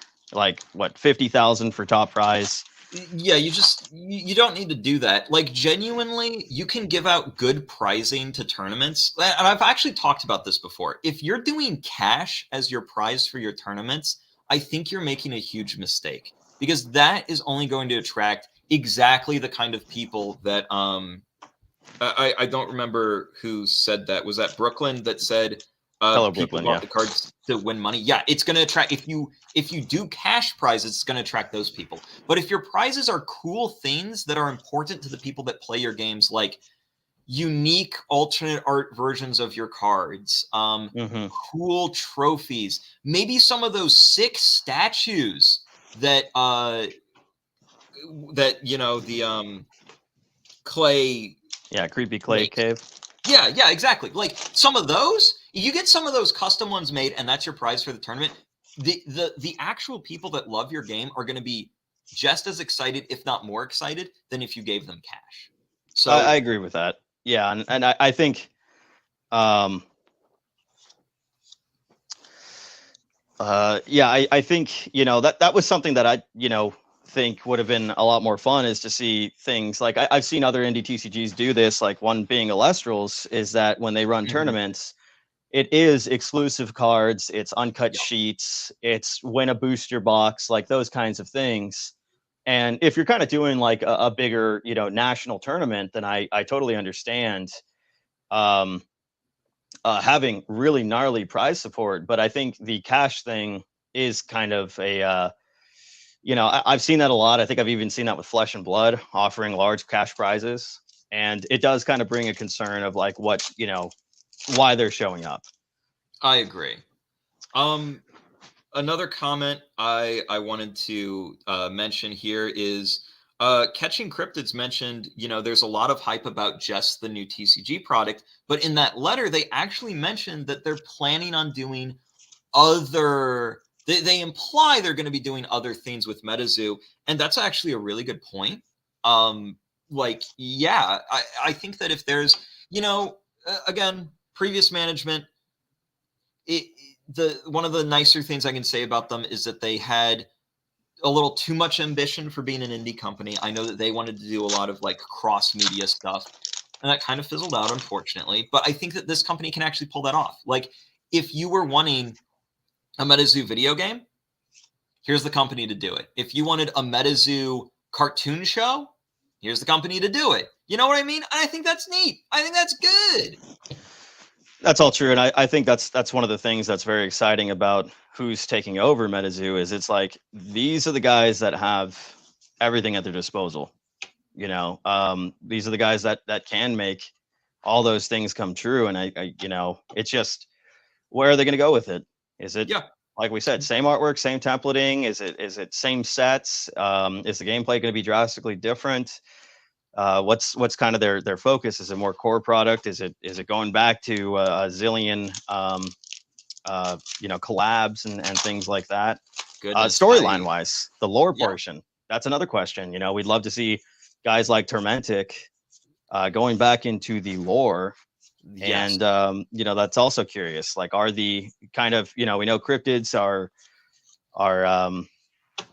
they're not something that what's the word, public domain. Cryptids themselves are public domain, but they did have characters and they did have a storyline. And that's another thing. We're just not sure if that's going to stick around too. I would be deeply surprised if it doesn't stick around. And part of that is, and this is something I was chatting with one of my buddies about when we were just kind of like spitballing this situation between each other. And he brought up the question of, okay, why did they spend $2 million for Metazoo when all of their beasties are public domain? They could just make their own cryptid game and just not call it Metazoo, that's a fair point, but I think they wanted the actual like story behind Metazoo, because I know that there's a lot of people out there that really, really, really, really loved that story. It's worth keeping around, I think. I agree. All right, let's see if we got any more comments that are kind of ones that we should go over. Cogito says Tormentic was great to see last night. I agree. I got to catch a bit of his stream, and it was fantastic. I'm sorry. I saw your comment earlier, my stuff RG, and I missed it. I meant to reply to it. He says, what are your thoughts on all the cases of product that haven't been released from the printers yet? If they sell it cheap, it makes Metazoo look cheap. Yeah, that is something to mention, because they did buy all of those pallets and pallets of product. And, if I'm GameCubator Labs and I have the resources to do it, I'd probably burn it. Oh, so you're a proponent of destroying the product, the old product. I probably would, yeah. Unless it's something like, and when I say like burn it, I don't mean like the rare, like one of one collector stuff. I'd make sure that got into the community's hands. I'm talking about like the 50 million boxes they have of Seance. Yeah, I mean, so there's a few sets, CN2, Wilderness, and UFO, that were printed to 100,000. That's too much. Yeah, that's apparent now. But I really struggle with, one, because it's wasteful, but two, because I love opening product. And I'm one of those guys that, like, if they were like, hey, we're going to burn this all, I would be like, let me go rent a warehouse and you guys can just drop it off at my place. Yeah, that works too. Like, that's another option of here's my take. Community outreach is going to be absolutely keen, and one of the most important things GameCubator Labs can do, and there's, I think, 3 reasons for it. Number 1, it is showing that they are doing the opposite of what the previous owners did, if they actually, like, talk to people and genuinely listen and don't randomly ban everybody. 2, there are a lot of people who have been waiting for a lot of answers for, like, what is it, going on almost 2 years at this point, since some pre-orders started not showing up. It's important to make sure that the people that, even though it's not your problem and you're just picking it up and you don't have any relationship with the previous owners, it's important that you address the concerns and the negative feelings and the hurt that is there. And reason number 3, the Metazoo community is just a genuine bunch of great people, and I once again would like to apologize for not meeting you guys sooner and getting to know you, because, like, holy crap, everybody here's been nothing but super nice to me, and I'm a former Metazoo hater. Like, wow, thank you. For GameCubator Labs, you guys are a super important resource. Reach out to you guys. And like, that's something that they can do. They can just be like, hey, who has receipts from the previous Metazoo company that you didn't get your pre-orders for? Okay, we're shipping you a box. Mm-hmm. There you go. That's something you can do with it. Well, and this is one of the things, one of the aspects, you being an LGS owner, I really hope that there is, I think there certainly will be, but we know that there is some repair work to the relationships with LGSs. And this is one of the aspects that I thought, perhaps the old product could be used for is kind of LGS bonuses and things like that, just incentives, even if it's not kind of current meta, it's still really cool product. It's still really fun. But I think it's, I saw somebody make the point in the chat where it's like, as far as the financial side of it, it's probably a lot cheaper to rent a bunch of dumpsters and just throw the stuff away rather than having to pay a semi truck to come, move it somewhere else and store it. And that's kind of where my my take on Burn It came from. And also I saw somebody say that selling the product's going to feel bad because they're rebooting it, and I agree. And the other thing that I will say is I understand the sentiment and the feeling of, oh, give it to game stores to help prepare that relationship. As a game store owner, I am telling you flat out, I will be actually pissed if I get a box of Metazoo in the mail and it's all the old crap that nobody wants, and I either have to throw away or it sit on my shelf until the heat death of the universe. Please don't do that. Yeah, and I think that's kind of one of the hard aspects of it, because I mean, you know, I think there's a strong community online that would all say like we would love to have those boxes and to open the product. But in my area, you know, that's something that I was greeted with. Like whenever I asked LGSs if they carried Metazoo or something like that, I would get a negative response. You know, Yeah. and I think primarily it wasn't the game itself, it was prior ownership that damaged those relationships. Exactly. You know, so that's what was a bummer. It's kind of like the bad apple, kind of the rotten apple, like ruined the whole bunch sort of situation. I agree. Yeah, so because I don't know. I mean, I've had a few people though. I went to in my area we have, I don't know if you're familiar with like Frankensons. Or it's kind of like there's a place that's like a minor collecticon. They do it every weekend. Okay, and yeah.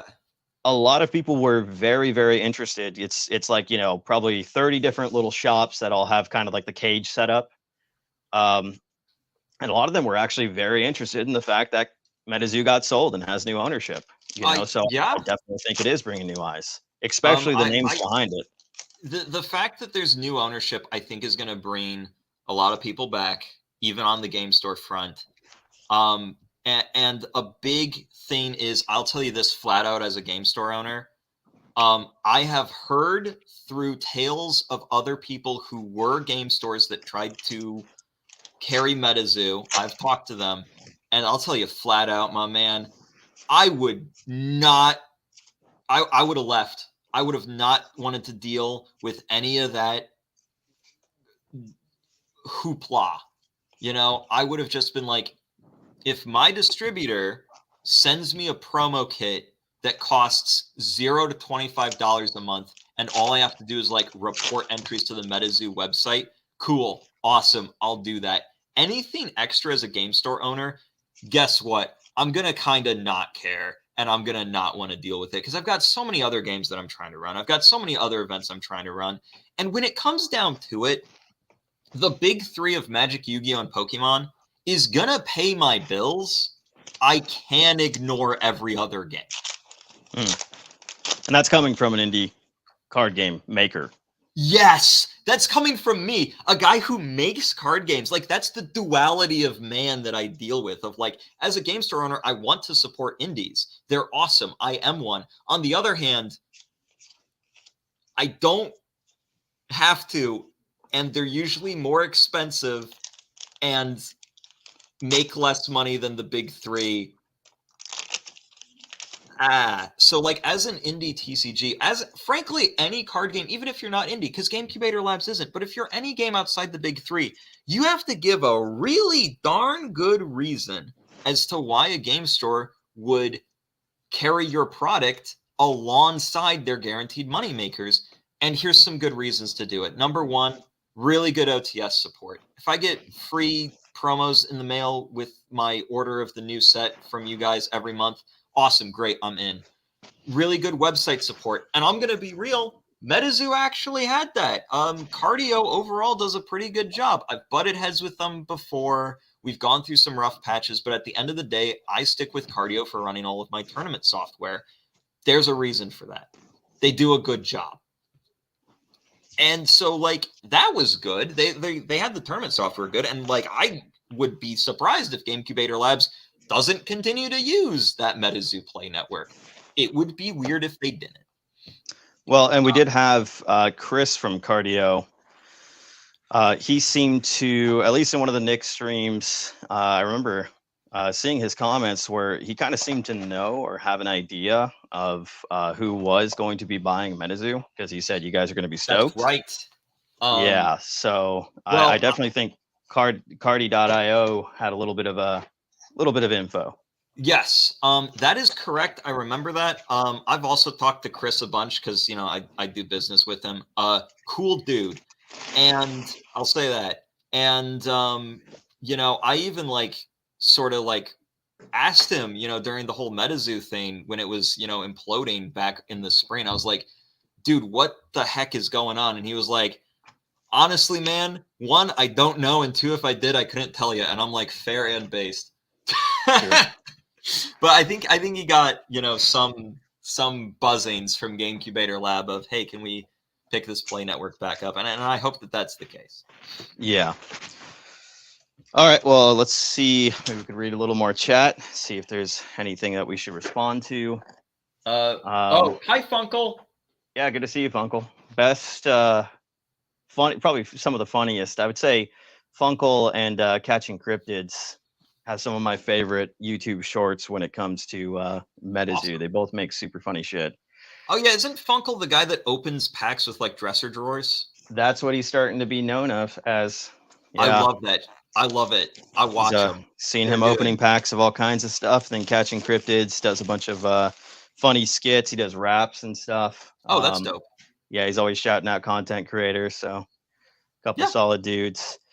Let's see. So Cojito said they did have huge minimums for LGSs. So that's also maybe something you can speak to on the kind of minimum entry requirements for LGSs and how feasible that is. And maybe you can kind of talk about the general kind of margins that you guys run on as a game store. That's a really good question. So this is another way as a game outside the big three, you can attract LGSs to pick your game up.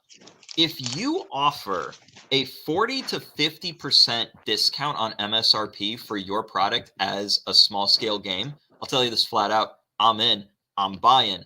That's the kind of margin that I look at outside of the big three. Because when it comes to the big three, Magic, Yu-Gi-Oh, Pokemon, Magic's margins are 10%. On a good day, bad, abysmal, the worst. Yu-Gi-Oh, it's 30%.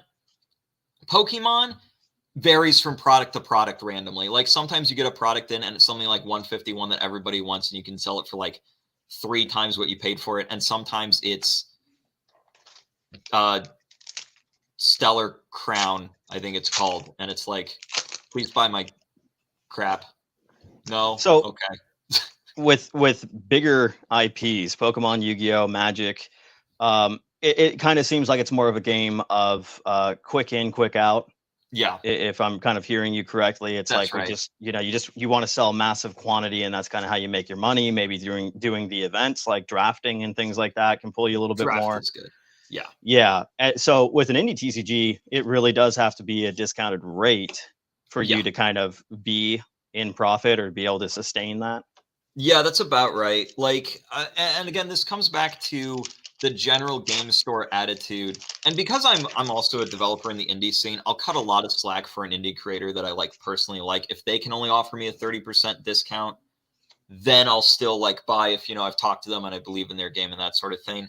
But if I'm just browsing through Southern Hobby, seeing the new releases, and I see a booster box that's MSRP is $100, and I have to buy that booster box for 80, I'm not going to do that. But if I could buy that booster box for $50, then I would. That's the kind of discount rate that I want to see as a game store owner. And I know other game store owners need to see outside of that. And the good news is that I'm completely convinced GameCubator Labs can do that. And this is a little behind the hood sneak peek from a guy that's done a bunch of manufacturing with printers, both big and small. The cost per booster box on manufacturing, even after it gets shipped in the warehouse, ready to go, all that cost together, printing, shipping, storing in the warehouse, is going to be $25 on the high end, which means that if they sell that booster box to me as a game store for 50, they're doubling their money. I then sell it for 100. I'm doubling my money. Everybody wins. I got you. Yeah, and that's another question we're gonna have. You know, is what's the MSRP of the new product that comes out in Q1? Um, I was in Nick's stream last night, and we were kind of everybody was kind of throwing out ideas with that, and yeah, I think that's gonna be interesting. You know, because with Metazoo, the $140 MSRP for an indie was pretty dang high, especially when they're kind of charging more than like Pokemon or Magic for an entire box. Yes. And of course, I still bought it because I loved it. And I'm willing to buy other indie games that are expensive because I like what they're doing. I want to support. Um, but yeah, I think it's definitely something to consider, and I definitely think from the LGS standpoint, I definitely get what you're saying.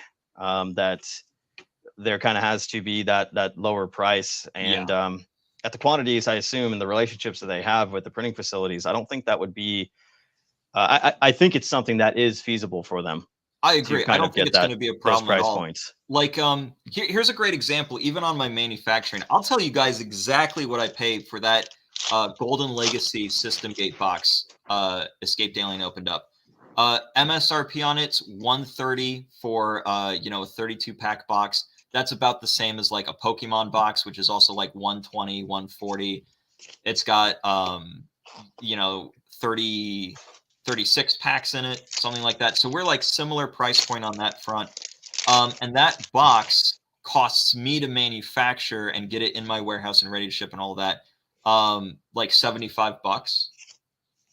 So that means that I can offer, a pretty good discount to my store partners and like not make a lot, but make a little bit. And that goes a long way. And since my product's print to order, making, $5 on a booster box, that still works for me if it's going to an LGS or an online retailer.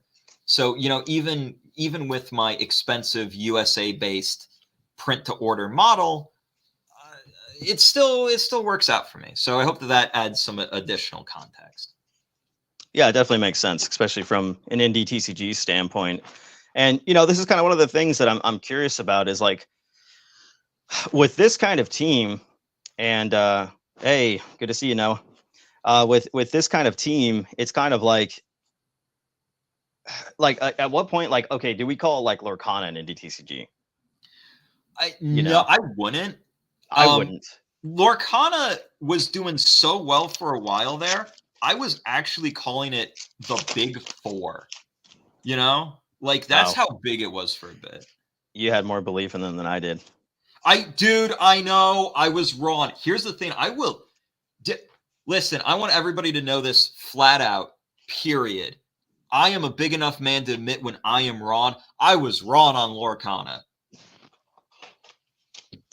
Oops. Yeah. Well, and I think, we had an interesting conversation. We were on the phone last week.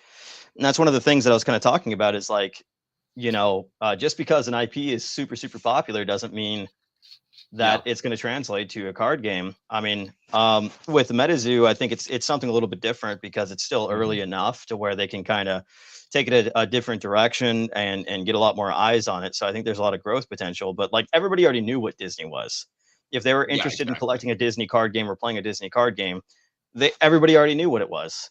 But that's kind of what I'm wondering is like, yeah, like with this team, do indie rules apply? Because I kind of feel like they don't with what they know, their resources, what they're capable of doing. So for instance, like all the stuff that most indie card games have to learn or have to seek out, like they already have that covered. So I think it's completely agree. What you're talking about, like $25 for a booster box on the high end, that seems very within their wheelhouse to pull off. Oh, they're going to be able to get it even lower. I would not, if I talked to old Richard Garfield today, and I was like, listen, man, between you and me, because we go way back, we're good friends. That's sarcasm. I've never talked to the man in my life. But if I was somehow able to like get the information out of him, and he told me that they were manufacturing those booster boxes for $10 a box, I'd believe it. That would make sense. I genuinely think it's going to be like between 10 and 25 on their manufacturing cost. They are going to be able to offer really good discounts to get stores in. And, you know, I'll tell you this flat out. If they do, I'm in, I'm buying. I'm glad to hear that. Yeah. Glad to hear that you'd be willing to jump into Metazoo. Let's see. Funko, you have asked, do I have any Metazoo? So what's funny is, yes, but not enough, and I want more, and I want to build a deck, and I want to play. So the Metazoo that I do have is I have the like first Collecticon promo card. And there is a very funny story with that.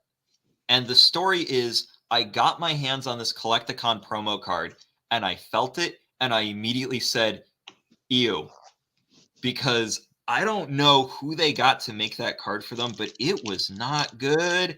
It felt like a laminated cereal box. That promo was bad. And for the longest time, genuinely, I thought that's what all Metazoo cards felt like. I am so glad to know that I am wrong. But like, wow. So that's kind of my story of the Metazoo that I do own. And I'll tell you, the deck that I want to build right now is I want to build a Mad Gasser of MetaTwo deck. I want to build an electric water deck, Mad Gasser of MetaTwo with mermaids, because mermaids are one of my favorite like fantasy creatures ever. I have a creek in my backyard that like I would pretend mermaids were in. And I live in Mattoon, Illinois. I've been here pretty much my whole life. And when Escaped Alien told me, "Oh yeah, Mad Gasser, he's in Wilderness," I was like, that's the freaking coolest thing in the world. And I looked up the card and I saw that it said Mad Gasser of Mattoon as its name. I was like, oh, I gotta get that. Oh yeah, and that was funny too, because you had told me that you were like, I wish my local cryptid was in Metazoo, and I was like, Yep. What is it? And you were like, Mad Gasser of Mattoon, and I was like, yeah, he's definitely in Metazoo. Yeah, exactly. I opened him I on don't my. know how I missed him at first. That was the thing. Like, I pull Mad Gasser of Mattoon in my daily pack openings all the time. Well, how did I miss that? Fact is, I'll get you as many Mad Gasser of Mattoons as you want. I am in. One like Metazoo product that I do want to pick up when I find a good deal on it. It's one of those things where I've been waiting to get more Metazoo stuff. When like good deals come my way, is the spell books. The spell books look neat, and because I don't care about like rarity or collectability, I want to play the cards. I'll just get the spell books, bro. I know that they're filled with reverse foils. I don't care. Just certain products. So like Nightfall is an example of a spell book that is almost exclusively reverse hollows, but it depends on which set you go for. So if you got questions on that, obviously just let me know.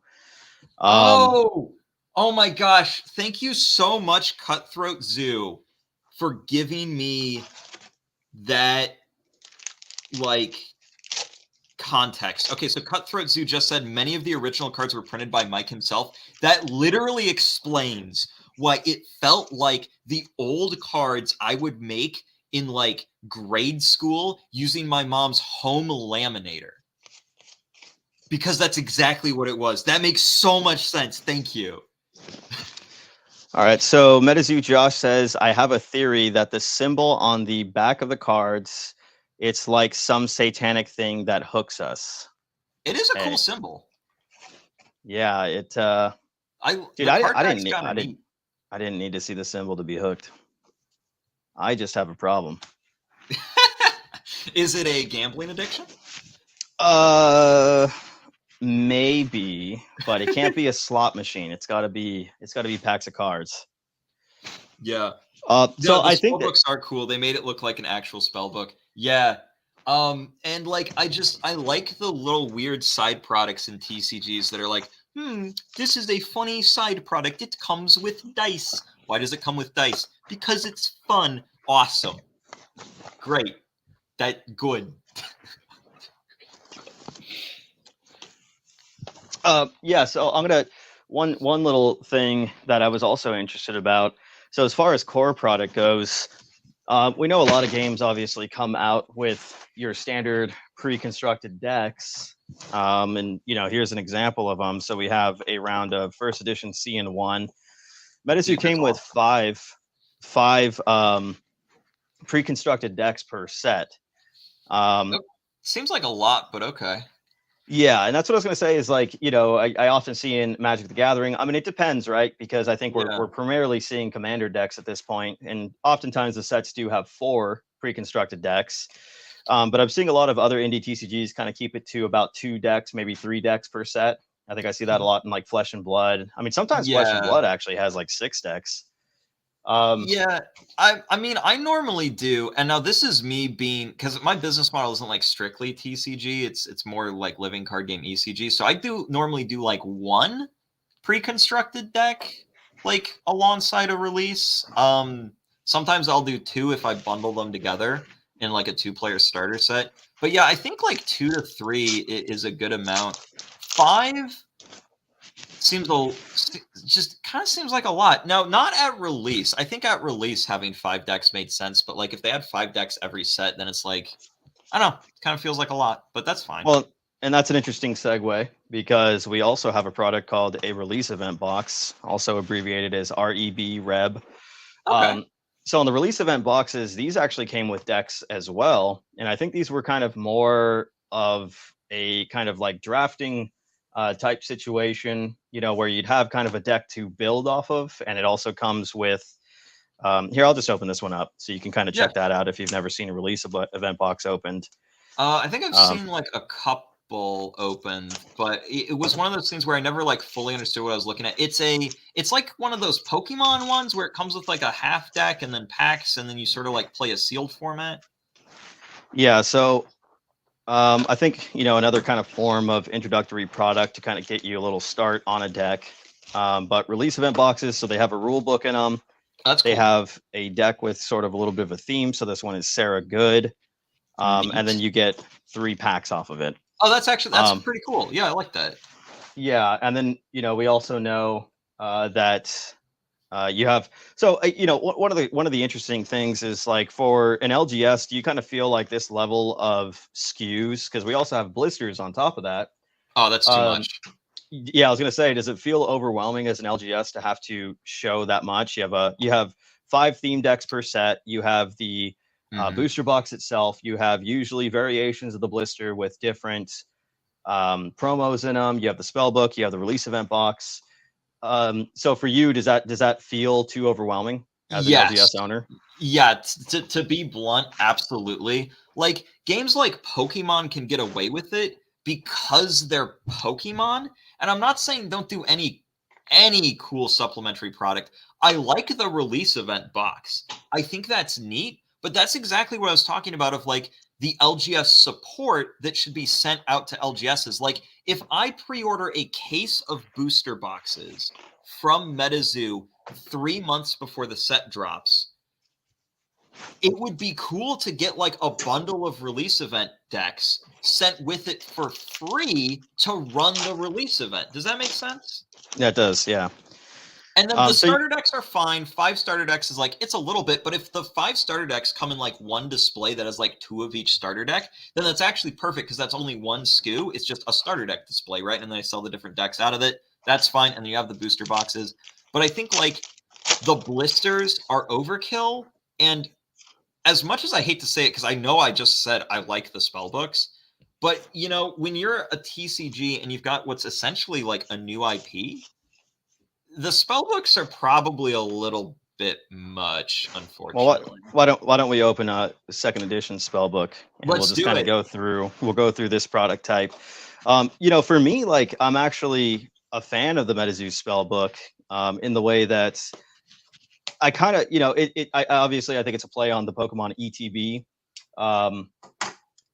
You're kind of getting that variety. You get the sleeves, you get some kind of insert with it, and I think it's an interesting product type, but that's kind of, I guess, what I'm wondering, from the perspective of somebody who would be selling Metazoo product, is this too much, especially when it comes to back ordering? Because if you don't have this huge amount of money that you can be throwing at every single set. Maybe you only have a few $1,000s where you only buy a few $1,000s for the product, 5,000, 10,000, whatever it is that your budget is. It definitely comes into question, like how many of each of these, and if they're going to produce all of these different SKU types, do you produce it like old Metazoo did, where you produce the exact same number of every single SKU type? So if the set had, 100,000 print run, do you produce 100,000 spell books and release? Because to me, like producing 100,000 pre-constructed decks just because you released 100,000 booster boxes was crazy. Oh no, that you're never gonna sell that. Like, and I was talking about this of, I think, based on everything I've seen at this point and I've looked at now, I think maybe 1,000 starter deck displays to get started with, and like maybe 10,000 booster boxes would be a pretty good starting point to kind of like feel out where we're at. And then if you need to print more down the line, you've got the infrastructure to get that print turned around super quickly. You could probably do it in a month. And so, like, if you sell out of your initial print run of this new Metazoo, that's actually good at building hype. So that's why I'd go for like a pretty conservative print run to get started with. Yeah, I mean, personally, just with what I know with Metazoo, I feel like 10,000 would just get gobbled up. Good. Yeah, and I think that is an interesting point. Do you do it in waves, kind of like what maybe Pokemon does, where you don't just say, okay, we're printing 50,000 and that's the print run? Or is it better to say, okay, we're going to start with, I don't know, 15, 20,000, and then as we see the desire for more, that's where you start printing more, and then you just decide you're going to cut it off at a certain point? Because I want to say that's somewhat what Flesh and Blood was doing. Where I kind of saw them, just print to order. Yeah, exactly. Oh, what a surprise! The print to order indie TCG man promotes print to order. Oop-a-doop-a-doo. Well, yeah, because it works for me. So yeah, that's my advice. Gotcha. But there was a question earlier of what's in my hands. These are actually cards from the board game Legacies Allure that I did the crossover collab set with that we opened earlier in the stream. This game was developed by a good friend of mine, Keith Rice, and SpeedRobo Games has been in charge of manufacturing and fulfillment of the game since it launched back in 2022. Very cool. Very fun board game. Go to legaciesallure.com and you can learn more about it. We've got an aggressively friendly Discord community, so if you join the Legacies Allure Discord, I can guarantee you'll find somebody that would love to teach you the game. Just hop on in. All right, so I figured, have you gotten a chance to open a spell book, or have you? I have yet to open a spell book personally, but I've seen them opened. I love the dice, the little tokens that seem to come pre-punched out sometimes. Yeah, so there's I don't believe there's dice in the spell books. The dice came in certain promotional products. So what it does I must be thinking of something else. Yeah, I mean, a lot of games do that, but spell books have the coin. You get a spell book promo. You have the punch outs for gameplay. Cool. Little rule book. Nice. These ones used to come with these maps, which were a lot of fun. Pack of sleeves, a big brick of auras. So that way you had that for gameplay. It comes with sleeves. That's nice. Yeah, so that's where all these Metazoo sleeves, most of them came from. They did have some other branded Metazoo sleeves, and then you also get 10 packs. Oh, so, that's nice. I'm gonna, if I find some wilderness spellbooks, like a good deal on some wilderness spellbooks out in the wild, so to speak, I'm getting them. Oh, those are cheap. Those are cheap. Yeah. You can get those, no problem. Well, I mean, that's how I'm gonna get my boy Mad Gasser. Yeah, I guarantee you'd find Mad Gasser in there. He is a common, and he is going to be the central focus of my deck, and I'm going to be the Metazoo world champion by playing my favorite card. Yeah, there you go. Let's see a little bit of the chat here. So I'm trying to see how far back I have to go. I've been keeping an eye on it. I think we've So Mike prided himself on learning how to print hollows himself. For a project in high school, I made a Digimon card game and literally used aluminum foil to make the hollows. Kohito, I did the same thing as a kid. Yeah, I also did the same thing when I was a child. Yep. So let's see. Mike made cards for his girl's jewelry biz and invented some type hollowing technique. Okay. That's cool. I've got a more recent one. The Sergeant Sausage Party. He is from the System Gate crew. Glad to see you, my man. He says, Speed should do free sleeves for System Gate. Fun fact, I actually do. If you are a retailer or a live streamer, pack opener, YouTuber, just go ahead and shoot me an email. It's very easy to find on my website as well, rvas@speedrobogames.com. Tell me your information. Tell me who you are, what you're about, what games you're interested in seeing, and I will send you a free sample kit, and that sample kit will include sleeves. Very cool. Yeah, you're always super good at that LGS support. Oh, that is my goal. Because nothing cheeses my grits more as an LGS if a game just like won't talk to me. Like, yeah. Answer your emails. It's not hard. Now, one thing that I'd also like to point out that was super, super cool that SpeedRobo did, and I think it does speak to your character, is that everybody in Metazoo that was owed pre-order product, he actually was reaching out to people and saying, if you got screwed on the pre-order product, I'll send you a little package of my games for you to check out. And he did that for me, so I got to check out System Gate and a few other things. But I just think that was super cool of you. Well, and I mean, I'll still do that. I've still got that going. Like, straight up, anybody who has like a receipt from the Metazoo days of like, hey, I never got my native streamer kit. If you want a System Gate or like Splatterkins, I could probably do a Splatterkins streamer kit if you wanted one of those. Let me know. Just shoot me an email.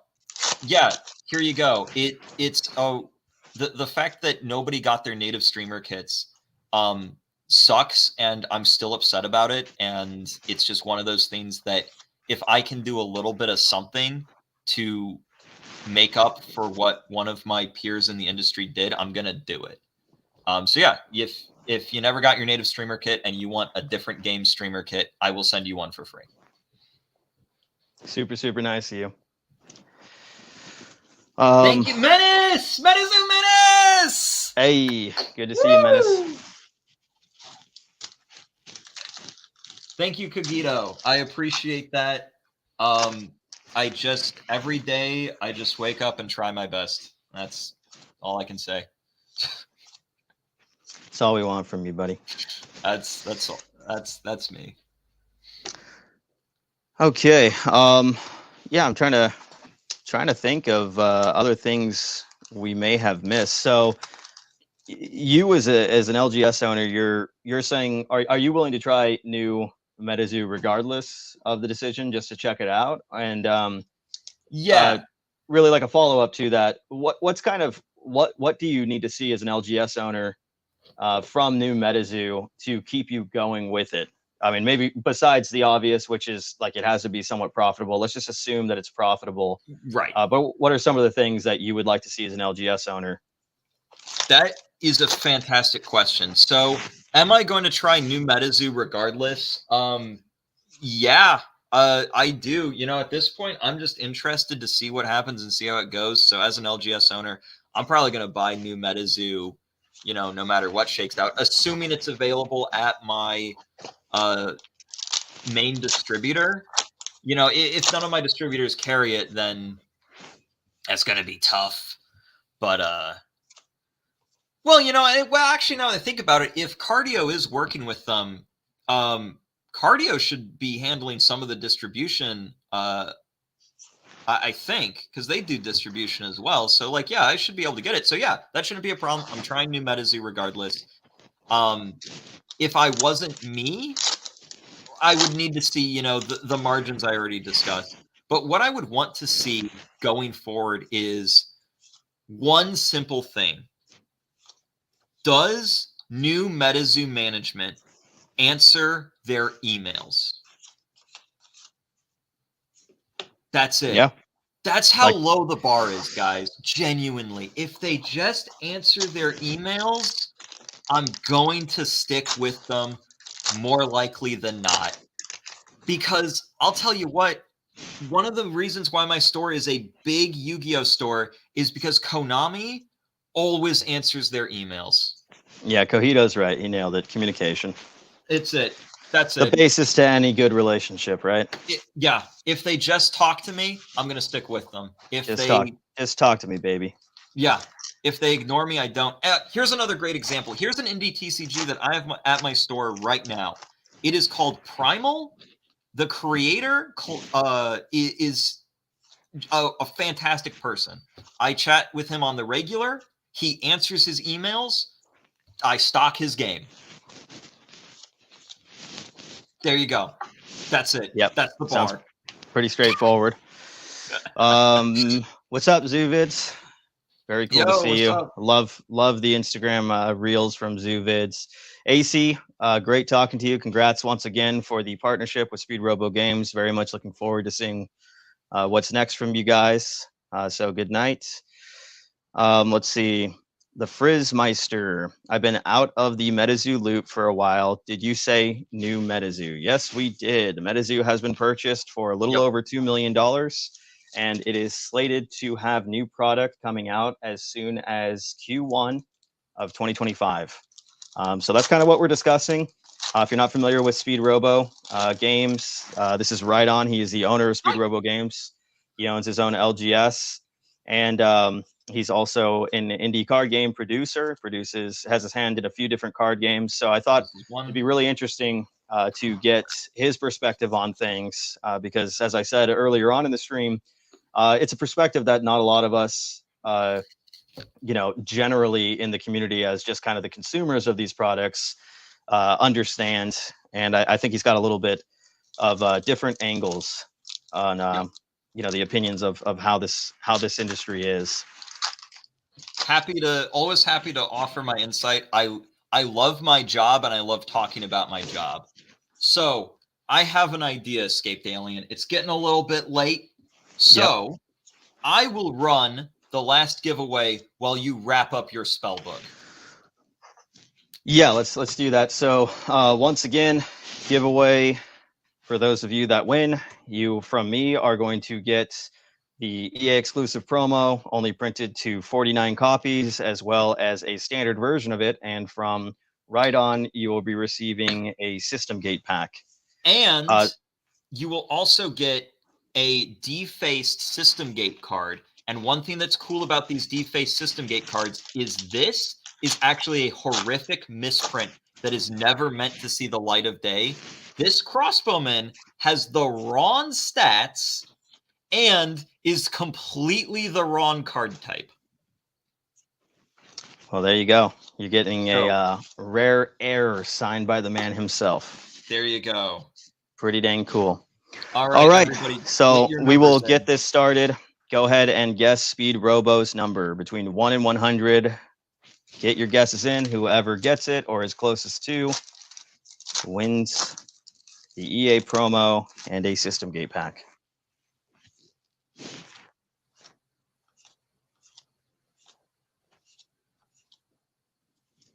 Orb. And while I wait for the numbers to come in, I'm going to answer this question. It's from Catching Cryptids. Robo, I come from sports world. I love sports cards. Outsider coming into TCG space seems there's an insane amount of games for such a niche space. My thoughts? Yes, you are absolutely correct. Oh my gosh, you could not be more right, Catching Cryptids. This industry is saturated. It's brutal. It's cutthroat. My best advice to anybody who wants to make a card game: be comfortable with the probability that you are going to have a player base in the lower double-digit amount, and it's going to be basically condensed around your locals. And it's going to be your group of friends, and you're going to have a lot of fun playing the game that you made. And it might be, you know, just profitable enough to keep it going if you do like a small scale print to order thing. But do not ever expect that your game is going to blow up or go to the moon or make $1 million on Kickstarter, because every single day, like, a new game gets posted to Kickstarter, and every single month I get sent a magazine in the mail from my distributor with 100 new titles for me to purchase. That's pretty gnarly. Yep. So with that, let's wrap it up. So we are stopping right now. So we're going to stop with Brandon Hall at 63. Go ahead and reveal your number. And it is... Oh, sorry. My number is 12. 12. All right. Let's see if anybody got 12 or closest to. Scrolling back in the chat, I see Cutthroat Zoo with 11 early on. And I see Cogito Aprendo got 12. First one to get 12. Well, Cogito did guess twice, and his first guess was 9. Yeah, I mean, it was kind of first one to get it. But your choice, however you want to do that. Well, you know what? In that case, how about they both get 1? Okay, that works for me. I will do for the first one with the Escaped Alien promo card. Since Cogito was first, we'll do the promo card and the pack to Cogito, and then we'll do the 2. Let's see who else had it. That would have been Cutthroat Zoo. Cutthroat Zoo will get this other pack that I have, and then the Screwed Up Crossbowman. Okay, that sounds good. There you go. So that way everybody gets some stuff. All right. So, yeah, we're getting down to, I think I'm only down to maybe 9 more of these promos that I'll use for future giveaways. So awesome. We're getting just down to the end because here. you're down to 9 of that promo doesn't mean we can't do other promos in the future. Twirls my mustache. Okay. Calm down here. Calm down. We'll get to that. But yeah, so very cool though that this promo is going to be done pretty soon and be out to everybody in the public. There are 5 of the print promo combos left on SpeedRobo's website. If any of you guys are interested in a signed print, that is available on SpeedRobo's website. There's only 5 left. And if you are interested in checking out System Gate, if you like what you saw, I definitely recommend it. I think, obviously, hopefully you guys could see how great of a guy Rhydon is and what he does for the indie TCG world. Really, really nice to have him here and to give us some perspective from that side of things. So really appreciate that. And if you want to check out that game, the links to his website as well as System Gate are also in the description below. If you want to buy the Golden Legacy booster box, that's in there. If you want to buy the reprint collection, or if you just want to check out the website in general, he also has his Discord in there. So any of you guys that want to join his community, get more direct answers from him and other community members, you can check out his Discord as well. Yep. So I'm always open to answer questions on anything. Consider me a resource to have my brain picked. If you have any questions on anything in the tabletop gaming industry, just ask. Always happy to chat. Yeah, that's true. He Rhydon always responds, and he always responds with care. It's if you want a detailed answer, he's definitely the guy, and he gives a lot of insights on that side of things. As far as Funkle Slumpkin, what numbers are left? I have no clue. I sent them all to Rhydon. I can see if I can find out for you, but I think the numbers are sealed inside, so I don't think I can check. Let me hop over to my shelf real quick.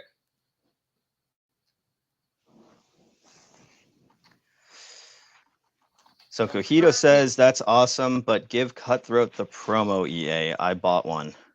Well, okay, that cool. is very, very nice of you, Cogito.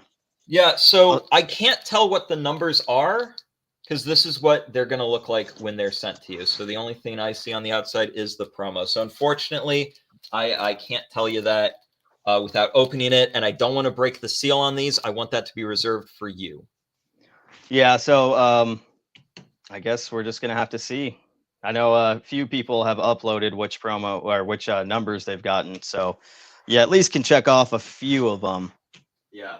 My Um, mom shared which one she got. I don't remember what number. I think it was 24 she wound up getting.